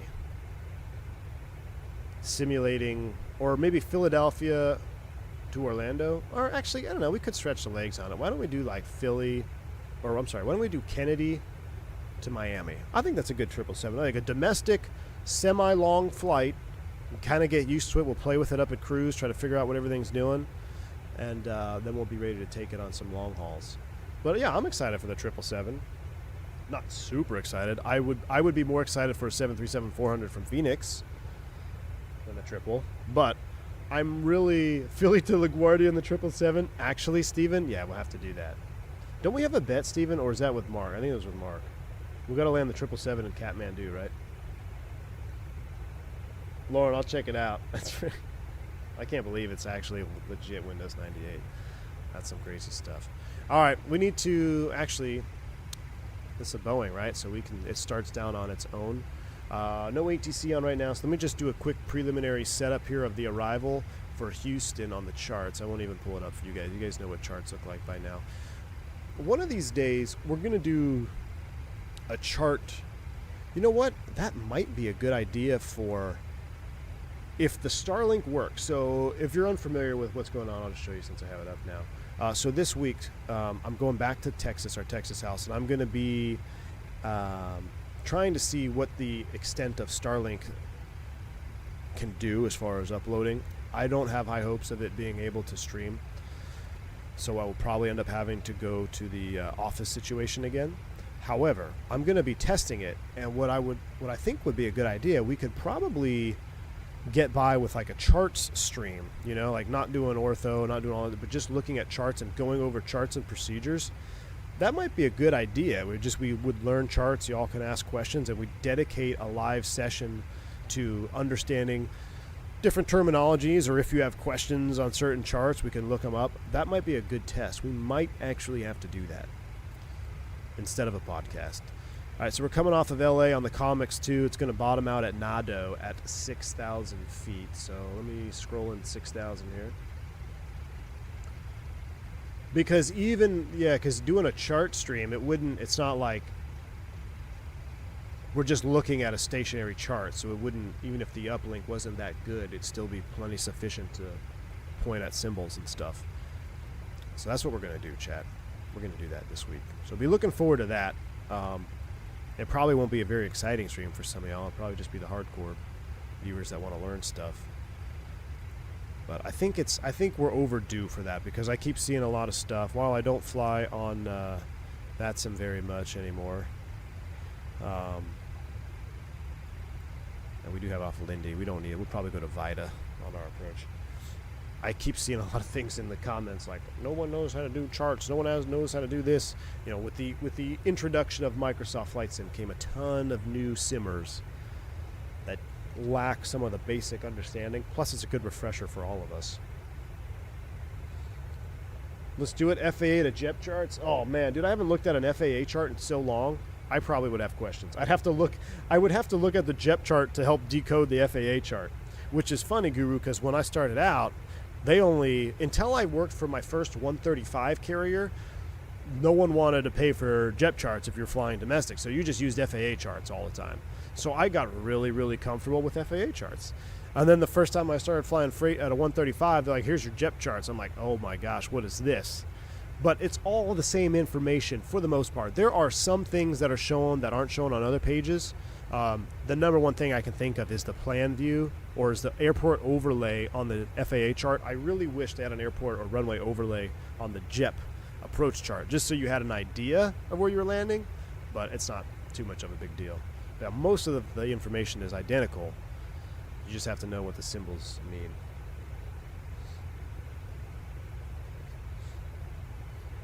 Got to do some father time ops. AAL, well, that's, yeah, so I am doing the that bet with Mark. That's what it is for the 777. Philadelphia, Orlando, American 777. Yes, Dubs, that's what I want. I want to do the 380 on that route. We could do that one. Philly, Orlando. I flew up front, I think I told you guys a couple times, it was the 330.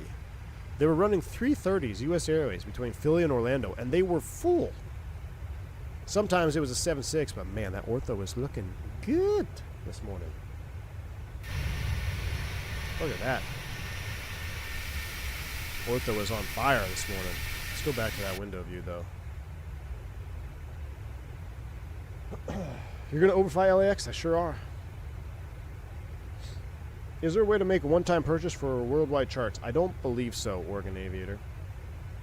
Spot numbers. They should really show spot numbers on FAA charts. Yes, they should. Last year, Houston MCO on a United triple. Nice. I know United's running the triple from Newark to SFO. I was behind it on Saturday when we took off out of Newark. Well, I wasn't behind it, obviously, but there was a 777 in front of us that was going to Newark. Was going to San Francisco. That's pretty cool. Domestic 777 wide-body flying. Non-augmented crew. Must be a nice leg. Nice crew meals. I remember flying 330s Philly, Orlando. My favorite status upgrades, and those old 7.6s weren't bad either. Yep. Diabetic lad. I was on a 7.6 jump seat at a Philly, and dude, that thing was a rocket. I mean, we talk about the 7.5 being a rocket, but the 7.6, I mean, they have the fuel to go long haul, right? So even though it was full of passengers, didn't have a ton of freight, didn't have a ton of gas, and that thing just ripped all the way up to cruise altitude. I was pretty impressed with it. But yeah, they used to fill those wide bodies up on that Philly-Orlando route. I pay an instructor $60 an hour to show me how to read charts. That's true. Maybe I should do it. Maybe it should be a special stream. Pay to play.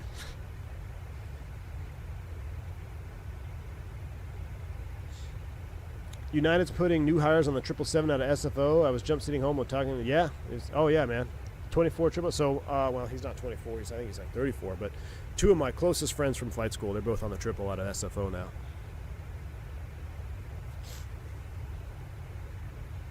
We need more pocket rocket jetliners. Yes, we do, Steven. Well, the 7576 from Bluebird will be awesome. But that's probably going to be end of this year, best case scenario, maybe next year. So just kind of put that one on the back burner in the mind as far as hype is concerned, although I'm extremely excited for it. I really kind of forgot about it, but that A300B4. Hold on one sec.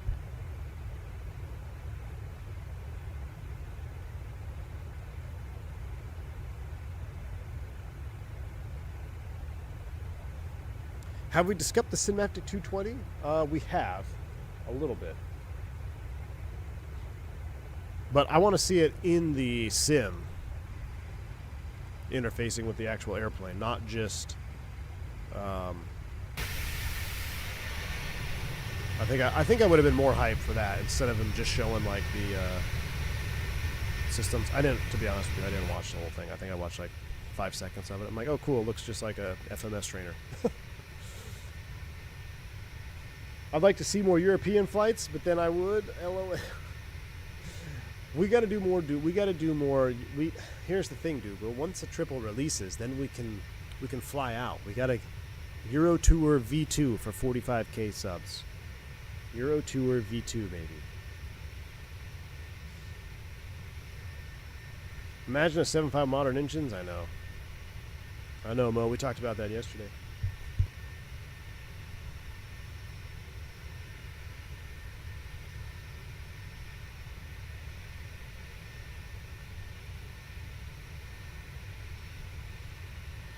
How much longer? Not much longer. We're about ready to start down, actually. We're approaching LAX, which is down there.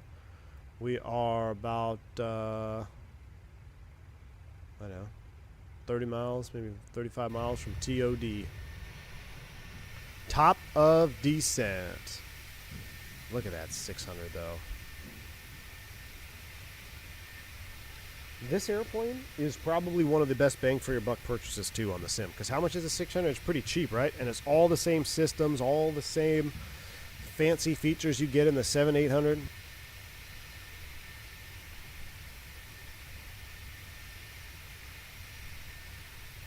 Gary, probably after this update drops. There's an update coming really soon. So after the update drops, we're probably going to be right back in that 190.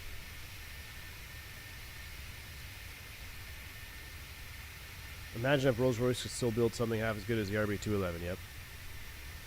I'll drop 100 memberships, whoa, if you fly a Speedbird call sign out of London Heathrow, rocking the thickest Texas accent you can muster. It's going to be hard to say Speedbird with a Texas accent. You'll be like, Merc. Speedbird 357 Heavy. Digits to Fort Worth. Call up clearance. Be like, say again, please. Do a touch and go at LAX 2-4 right and grab an in and out. Ooh, Cali Simmer, I am starving right now. I could definitely go for an in and out. I know we always say that, but I am legit hungry. I didn't have lunch before the stream, so I'm going to do it after the stream. And I am starving right now. And the fact that you just brought up in and out. That sounded like a Peter Griffin text next.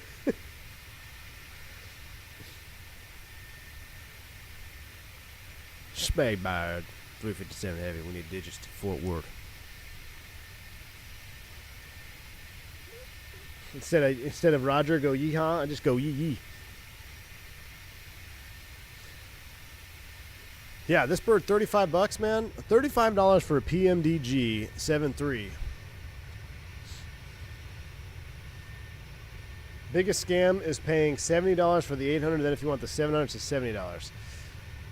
That's why I said for the money that you spend and what you get out of it, I think the Just Flight series is Not as popular as a 737, obviously, but man, for what you get more. No doubt about it. You get more with the Just Flight 146s. First time in Cali, we went in and out. LAX, not disappointed. Nice. You regret buying the 900 over this? Yeah, I am really happy with this because I like being able to do some of the retro paints on here. Just, I mean, the 500 is actually,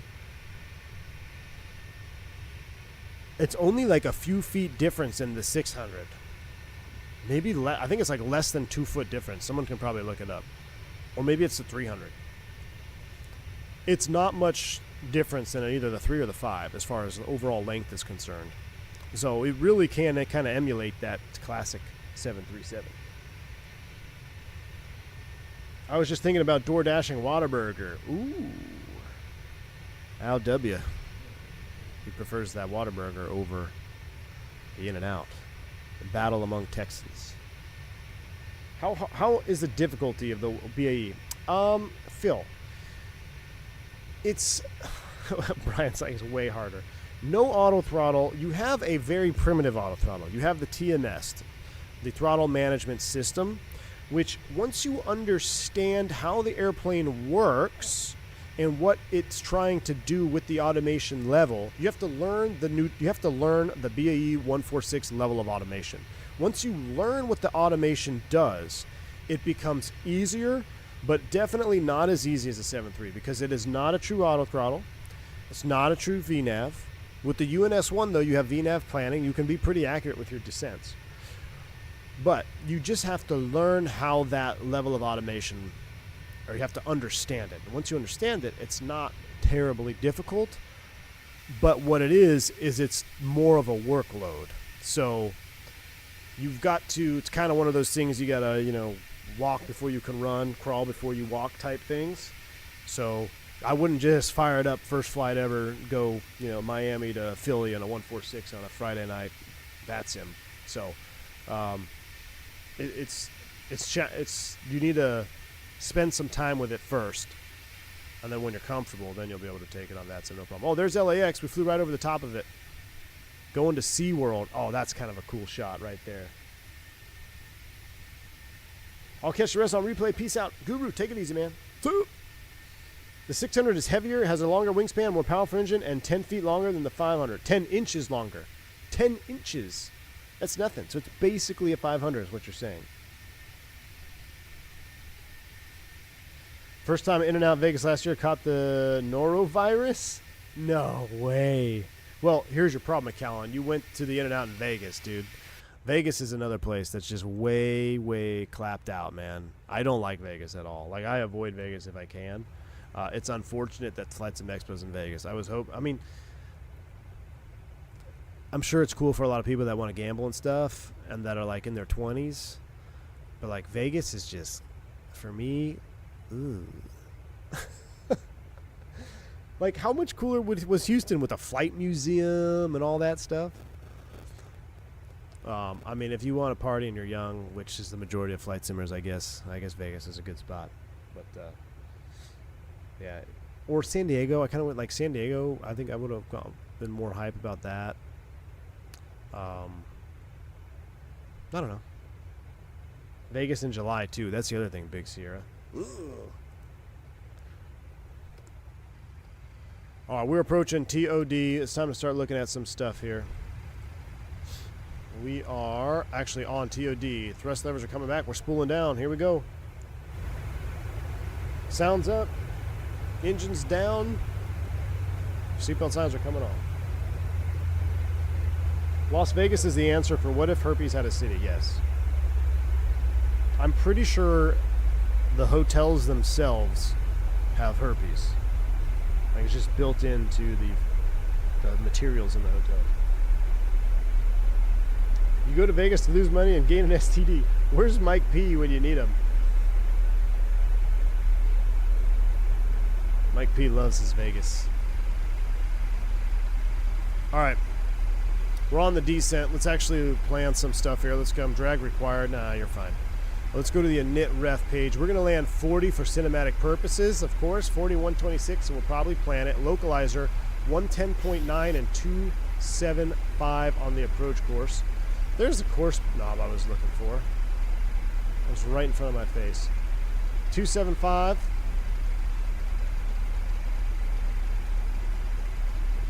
I went the long way around. 275 on the approach course, and the freak is 110.9er. Let's go ahead and dial those in. 1110.9er. We'll active on that side. We'll make it on this side. 110.9 is active on both. Course is set. The Barrow 4, we'll do the localizer. Let's take a look at the weather real quick. A variable at 3, 9 miles, scattered at 1500, so we might actually have to shoot this to get down through the layer. The MDA straight in 27 is 680. We got to add 50, so that is going to be 730 feet. We do need a little bit of drag. Let's get the speed brake out. Oh, I didn't mean to do that. Barrow mins 730. We'll dial those up.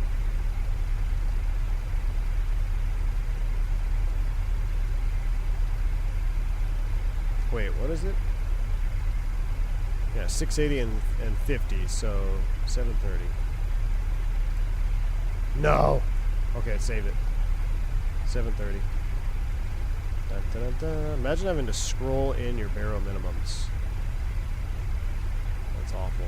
Alright, 730 is set for the low course. Everything else is set up. We're on the descent. We're going down to 6,000 feet. We're on the path. Let's stow the boards. Turn the seatbelt sign on.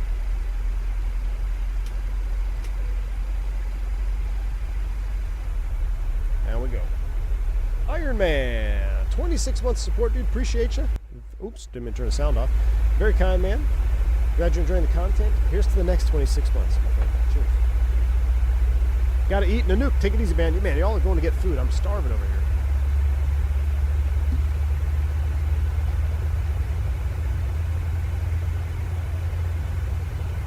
What did Wingnut say? Who's courting who? Oh, he's courting you. Flaps 40 on an NG. Let's see what type of NG tree you've been planting today. Oh yeah, we're going to plant it. Flaps 40 is worth the firm landing. Which reminds me, we need to fire up G's as well. Let's see our G's load. GEEs. Alright, G's is up. If I go to this camera, it should be...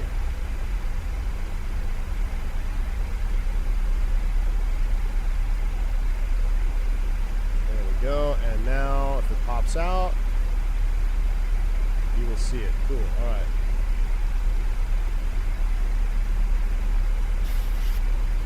You're basically taking off at climb thrust, so there won't be much reduction. What do you mean? Oh, you're talking about flex and stuff? Yeah, flex is lame. Don't do it in the sim. 190 and 15,000. 190 and 15 should be good. We'll hit the magic barrel ref key.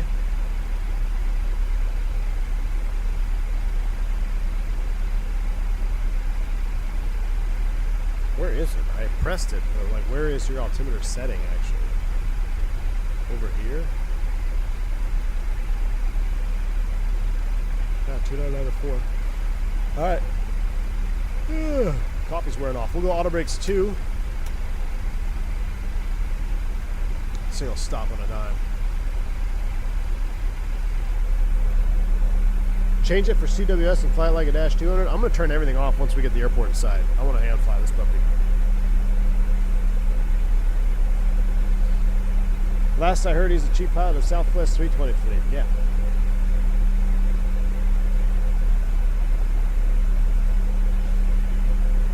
Virgin America. Great airline, dude. I love flying on Virgin.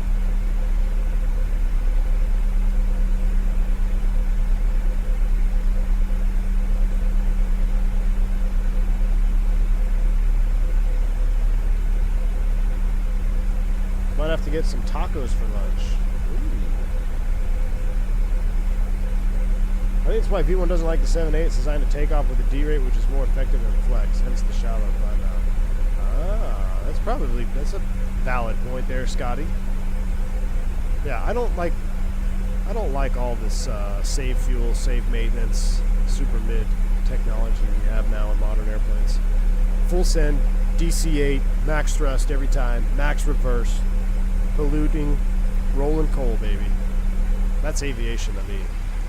All this carbon fiber, flexing, biodegradable fuels. It's for the birds. Literally, it's for the birds. Virgin America had the best cabin service in the U.S.? Yes, 100%, Gus. My buddy was actually one of my buddies, I told you two of them on the triple at United. One of them was at Virgin for a while, got bought by Alaska. He said, oh, nope, don't want any part of that. So he bounced out, went to United. Not a fan of hush kits? No. But, I mean, it's kind of cool to see. Like, they look kind of cool on the Fokker on the F-28 when you throw them on there. It's why NASCAR sucks these days. All they do is save fuel. Yep. Virgin America between O'Hare and San Fran, best flight I've ever been on. Yeah, best flight I've ever been on was DC to Dallas Love. Virgin America. In a sim, I like using much D-rate as possible because I like seeing the plane struggle to climb. Yeah, or if you want a long takeoff roll. But see, I would rather have a long takeoff roll with Toga thrust. I'd rather load up the plane super, super heavy instead of fake heavy, you know?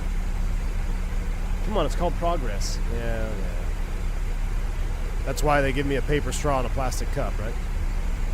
Or the plastic straw is or the paper straw is enclosed in a plastic case. Like the plastic wrapping around it. I haven't flown a 777 since P3D. I'll need lessons. Hey, you and me both, Dougal. I haven't flown the triple since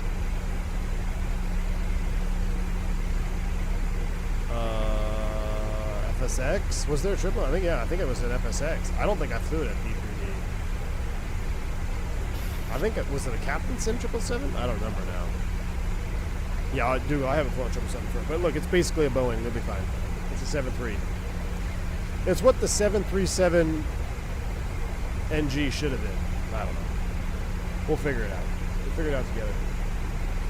Big NG, which is a big Cessna, yeah.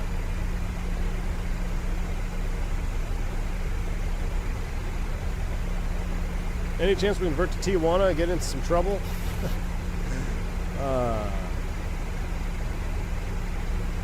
Not today, my friend. Not today.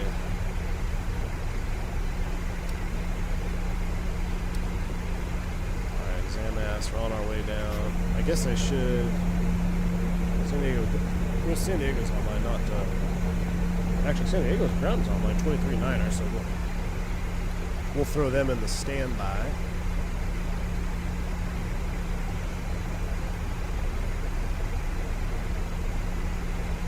Last time I flew the 777 F6, could have watched the triple gear roll onto the pavement all day. Yeah, Mo, I think it was the PMDG triple. For some reason, I thought there was one airplane that they released in P3D, though, that they didn't have an FSX, but I could be wrong. I think it was FSX first, so it must have been FSX for me. Was it the MD-11 that they didn't release in P3D? Maybe that's what I'm thinking about.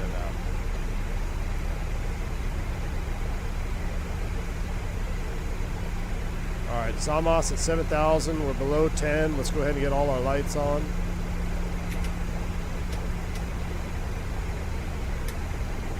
San Diego traffic, Southwest 357 out of 8.5. Descending via the comics for the RNF, or correction, local register 27 San Diego. We'll pick it up off of O'Kane, I think. If I look at the chart on the approach, O'Kane is, Vida's all the way out. We could go to Vida. Let's just go to Vida. And we'll cross Vida at or above 4,000 feet.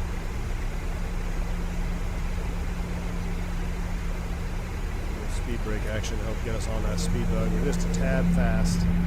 Oh, these views this morning are awesome, though. Low clouds.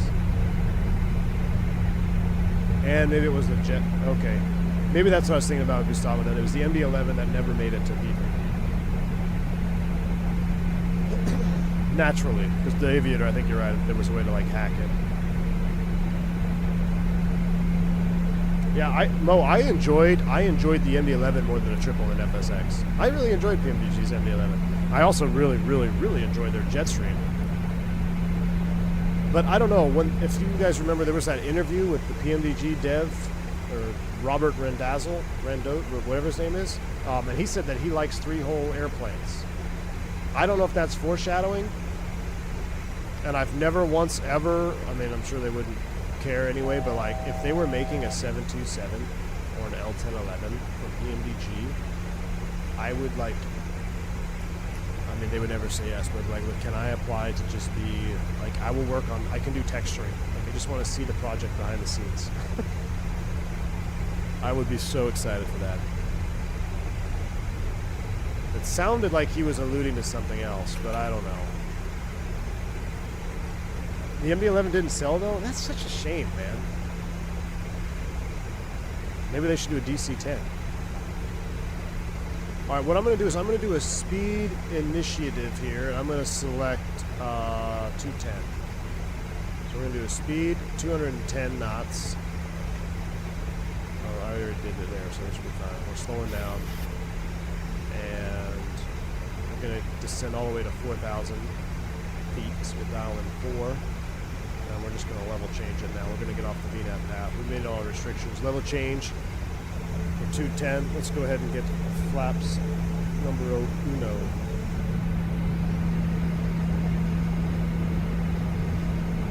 Yeah, a 7.2 or even I could almost see them doing the L10. You know, maybe their MD-11 didn't sell, and with TFDI making the MD-11, maybe they're doing an L10, or maybe they're doing a DC-10. Either way, I would be ecstatic. Now, if they made a 7.2, it'd be even more so, but I really like the L10 too, though. It's not like a Box 5. Yeah, I do go a long way off. I'll probably be retired from streaming before SWS releases the 7.2, unfortunately. Alright, we're flaps 5 for 4. Keep the autopilot on for a little while longer here. We're going to bust through this cloud layer. We'll do a low approach. Actually, why don't we go... We might just go direct Lindy.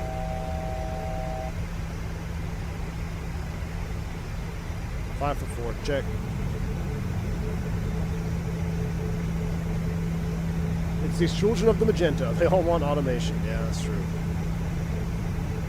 Is the 727 radically different in terms of 7.3 retro? Not radically different, John. The biggest part is the overhead and the flight engineer panel. But as far as the way that, like, the ADI and the engine gauges, no, those are all very similar, if not the same, actually. Same engines, JTADs. But the overhead is a little bit different with the way that they have the knobs and some additional electrical bus transferring stuff. And then, of course, the biggest difference is the flight engineer panel on the 7.2.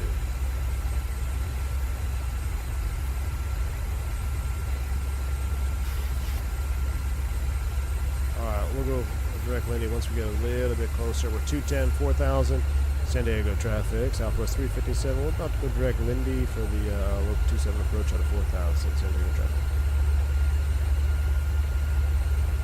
The problem with the MD was not sales. They were not the owners of the IP. They had partnered with the original developer. It was the FS9 project.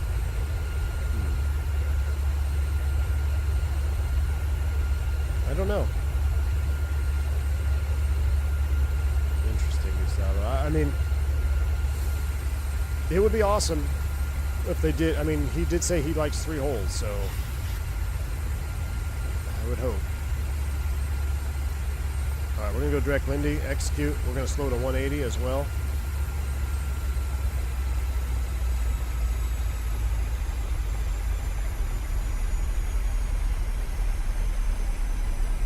Flaps 10 is 210. We're below that.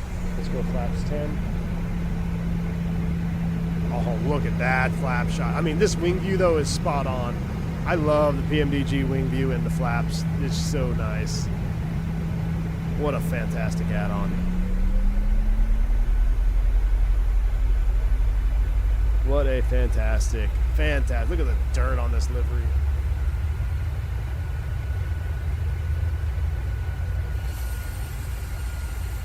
Like struggle here a little bit, make this turn. Bank angle check. Look at that.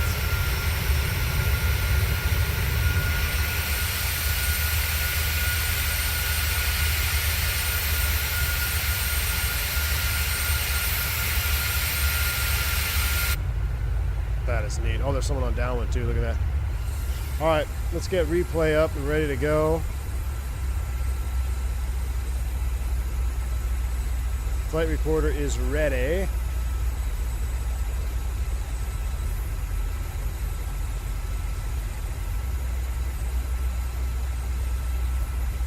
.180, we're flaps 10. I believe if I go 15, we'll get the gear horn, right? Or can we go flaps 15?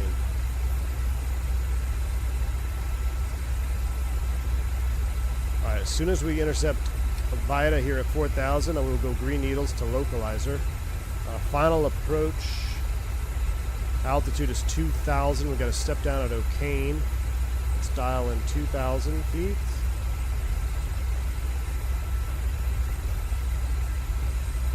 Let's go ahead and intercept the localizer. Locus captured.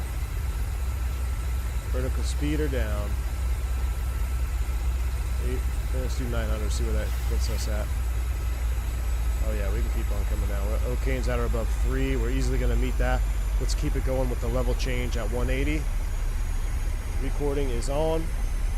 San Diego traffic, Southwest 337 short, correction, about a 10 mile per hour on runway 27 San Diego. Alright, we'll level change and we passed O'Kane. CG at 2,700 feet. I think we're going to be just fine at that one. It's at or above. Yep, we're looking good. John, I agree with you, man. This livery color is just, I love it. That's Southwest right there. That's what Southwest used to be to me, not that blue. The blue one's eyed, but I mean, the browns, it's the way it should be. All right. Might be a little lower for CG, but yeah, we'll be all right. I'm actually going to distance. Well, I can't quite see, can't quite make it out yet. Let's bring the cams online. G's is ready. Everything's ready to go.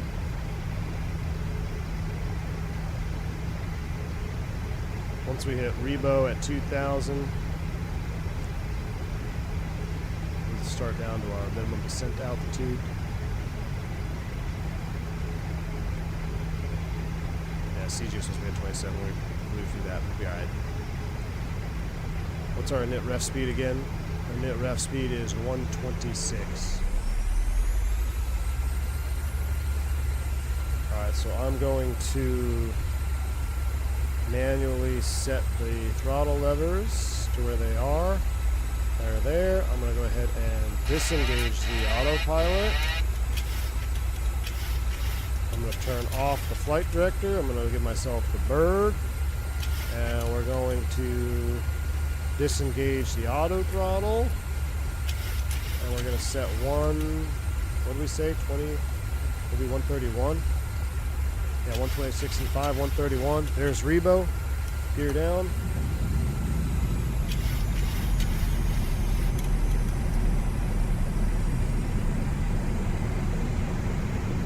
That's 25.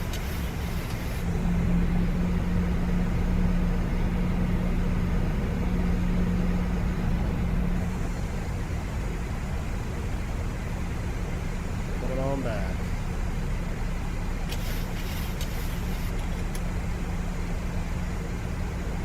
Runways in sight. 40. Max juice. Oh, look at that. It's worth getting high on the approach just to see the flaps go all the way down to 40. Look at that. Damn, that's awesome. All right. Let's get back on it here. We're a little bit fast. Tad high, correcting. Spoilers armed.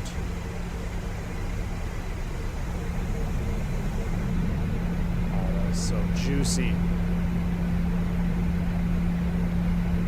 Yeah, we got the replay to watch. Let's not crash. Oh boy. Speed, speed, speed. Correcting. Approaching minimums. Runway's in sight. 500. Landing. minimums. The drag on 40, I love it. Really got to get her trimmed out. That's what I love about force feedback, is you really know when you're not trimmed out. All right, 131 on the speed. 400. 300.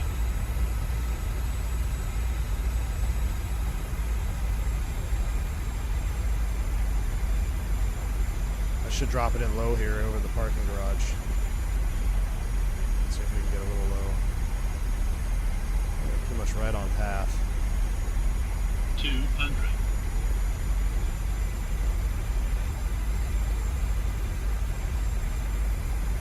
100. 50.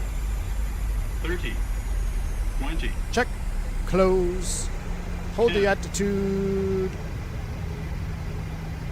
Butter. Oh, that seemed buttery. All right, spoilers. I only got one. There it goes. The second one's coming into full reverse. Took a minute for that second one to spool out. Manual brakes. 70 knots.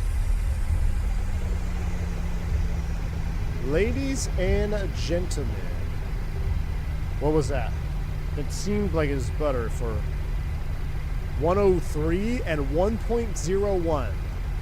That is about as buttery as you can get 1.01 G, considering you're at 1 G when you land. I will take that. Look at the flaps 40 on that thing, though, huh?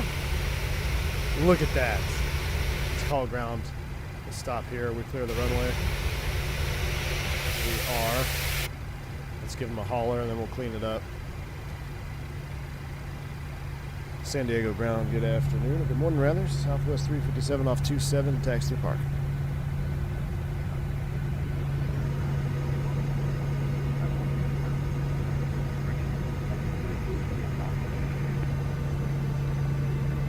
Barely hear any readback on that. Could you say again for Southwest 357?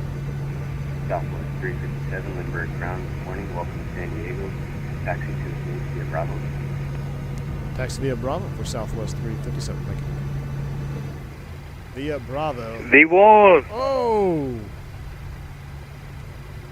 V1. V2.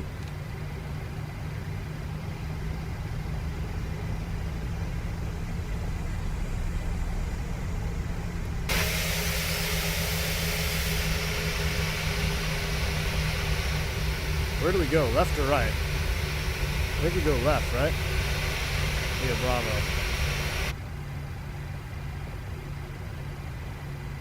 I could barely hear the ground controller.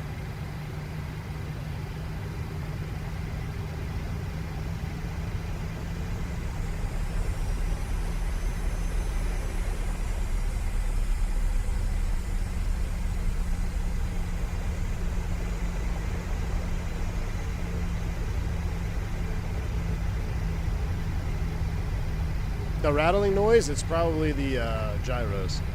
I'm running all analog standbys here.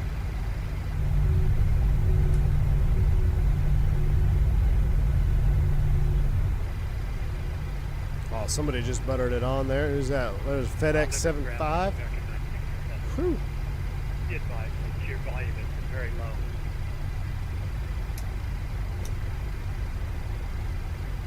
I'll tell you what, let's park at, we gotta pick a gate here.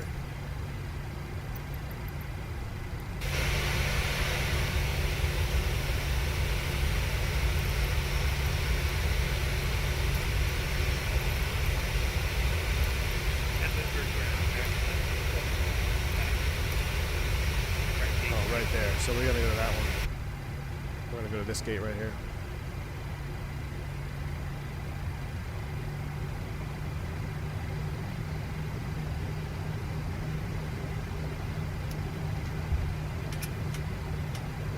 Lindbergh ground, hello, FedEx 1015, vacate runway 27. Never turned our strobes on that whole flight. Way to go, Gus.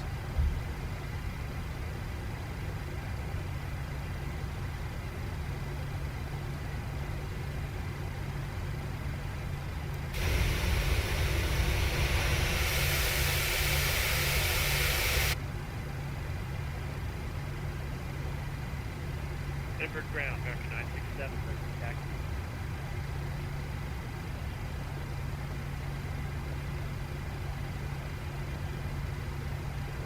Ground, Amerijet 4288, have you ready for taxi? Amerijet Heavy. That's pretty sweet.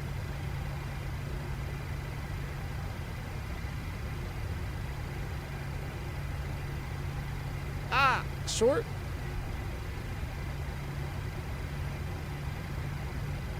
Erp. Brake set. Cut engines. APU is on. FedEx 1015, vacate runway 27, looking for taxi. Okay, FedEx 1015, A bit askew. where are you heading? To the cargo ramp, FedEx 1015. You told me to go that way. Alright, FedEx 1015, taxi to the ramp via Bravo. All right. Bravo We are down. 4. APU bleed. Nah, we're going to start right back up. Hold short, runway 27. We're going to go to the panel. Taxiing save. Bravo, Bravo 4, Just wanna holding see if short anyone runway else- I 27, think that FedEx Aero 1015. Mexico just Thank landed, you. so.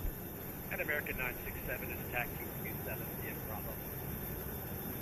American 967, just give way to the FedEx pulling off of Little flying here, San Diego. All right, cool deal. Let's go check it out. Let's see how we did. Affirmative for 967. We're going to disconnect from ATC. Zippy's in what? Zippy's here? All right, let's go to the replay cam. Let's turn you off. We're disconnected from Vatson. And we're going to go to states. So we're going to go menu, FS actions. Nope. PMDG setup, state panel load. And we're going to load for final. We're going to execute that. Put our start switches on. Make sure all our lights are on.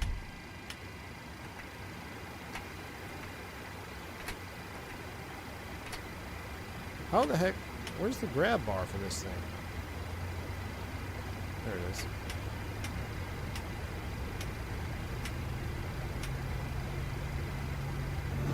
Flaps are coming down. Oh no, they're coming up.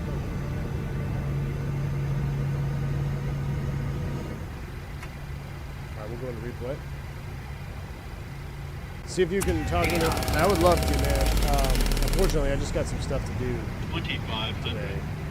And my yoke is all jumping around. I would love to do a return leg, but I gotta pack my bag. I gotta get ready for going to Tejas.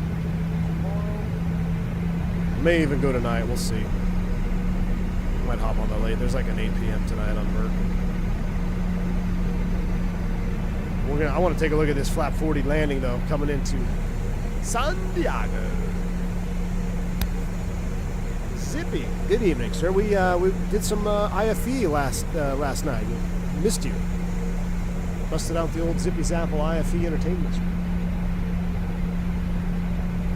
This is great shirt. This San Diego is the one that came out. It was the first one that came out. I don't know who made it. I don't believe it's BM World because I think that was the latest one, right?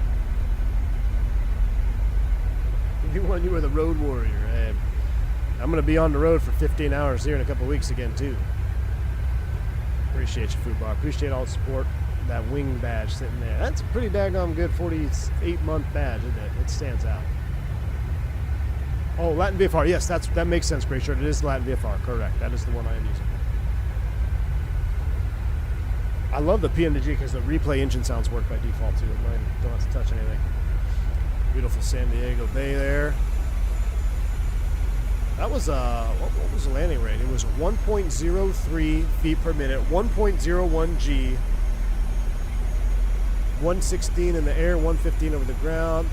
Just a hair of a degree, 1.1 degree side slip. So we were just a hair side loaded. We did it in the 748 in the Nuke.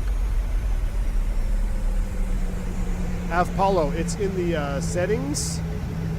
I'll show you in the FMC. That one even said 76 feet per minute. Oh no.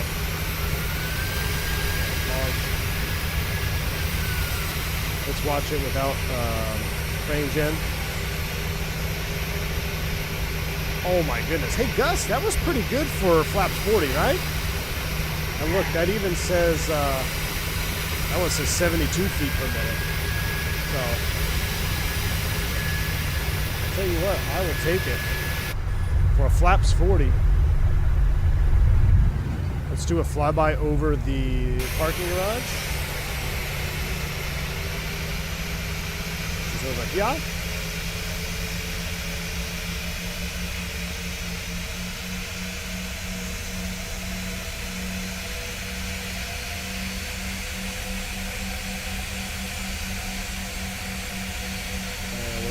Camera view, drone lock, drone follow, make the speed all the way up so we can follow it.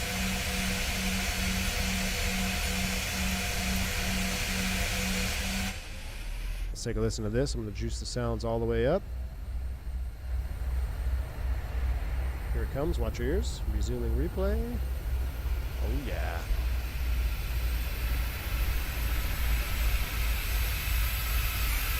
Oh, I effed it up.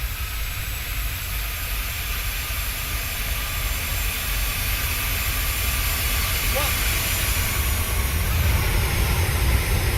Alright. This camera sucks. Do it myself.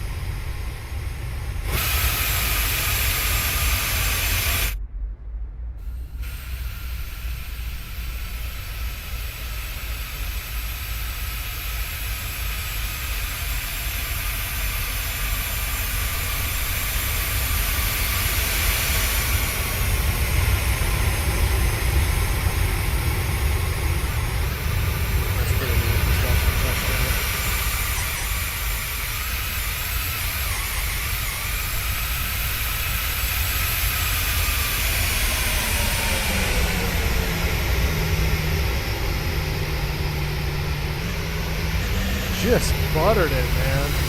Absolute butter. Hold on. Pause the sounds because my ears are ringing.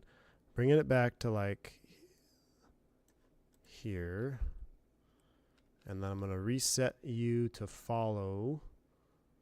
So drone lock is on. Then we're going to go over. Nope. We're going to get out of drone view. I'm going to turn the speed down a little bit. Alright, so now we're going to go here, and we're going to go full replay all the way back. Y'all are going to enjoy it. We're going to get sail going, and we're going to go... Oh, I'm holding, buddy. Alright, stow the speed brakes. Flaps are coming out. Get to watch a juicy arrival into San Diego. Y'all, it's been fun. Thank you for hanging out with me on this last stream here for a little while, be a couple days before I see y'all again. So hope you enjoy it. Hope you have a wonderful week flying whatever airplanes you may be flying, whether it's a 737 or the Fenix 320 or maybe even something more manly like a turboprop. We do appreciate you. I appreciate you, all the support, all the like button smashes, the donos, the gifted memberships. Steve, thanks for the 8-month support. Best of luck with the move and looking forward to an eventual podcast. Thanks again for making great education content. Appreciate you, Steve. Thank you. Y'all have a wonderful rest of your afternoon or evening. Enjoy the arrival to San Diego. Until the next one, stay safe, stay healthy. I'm B1. Soup.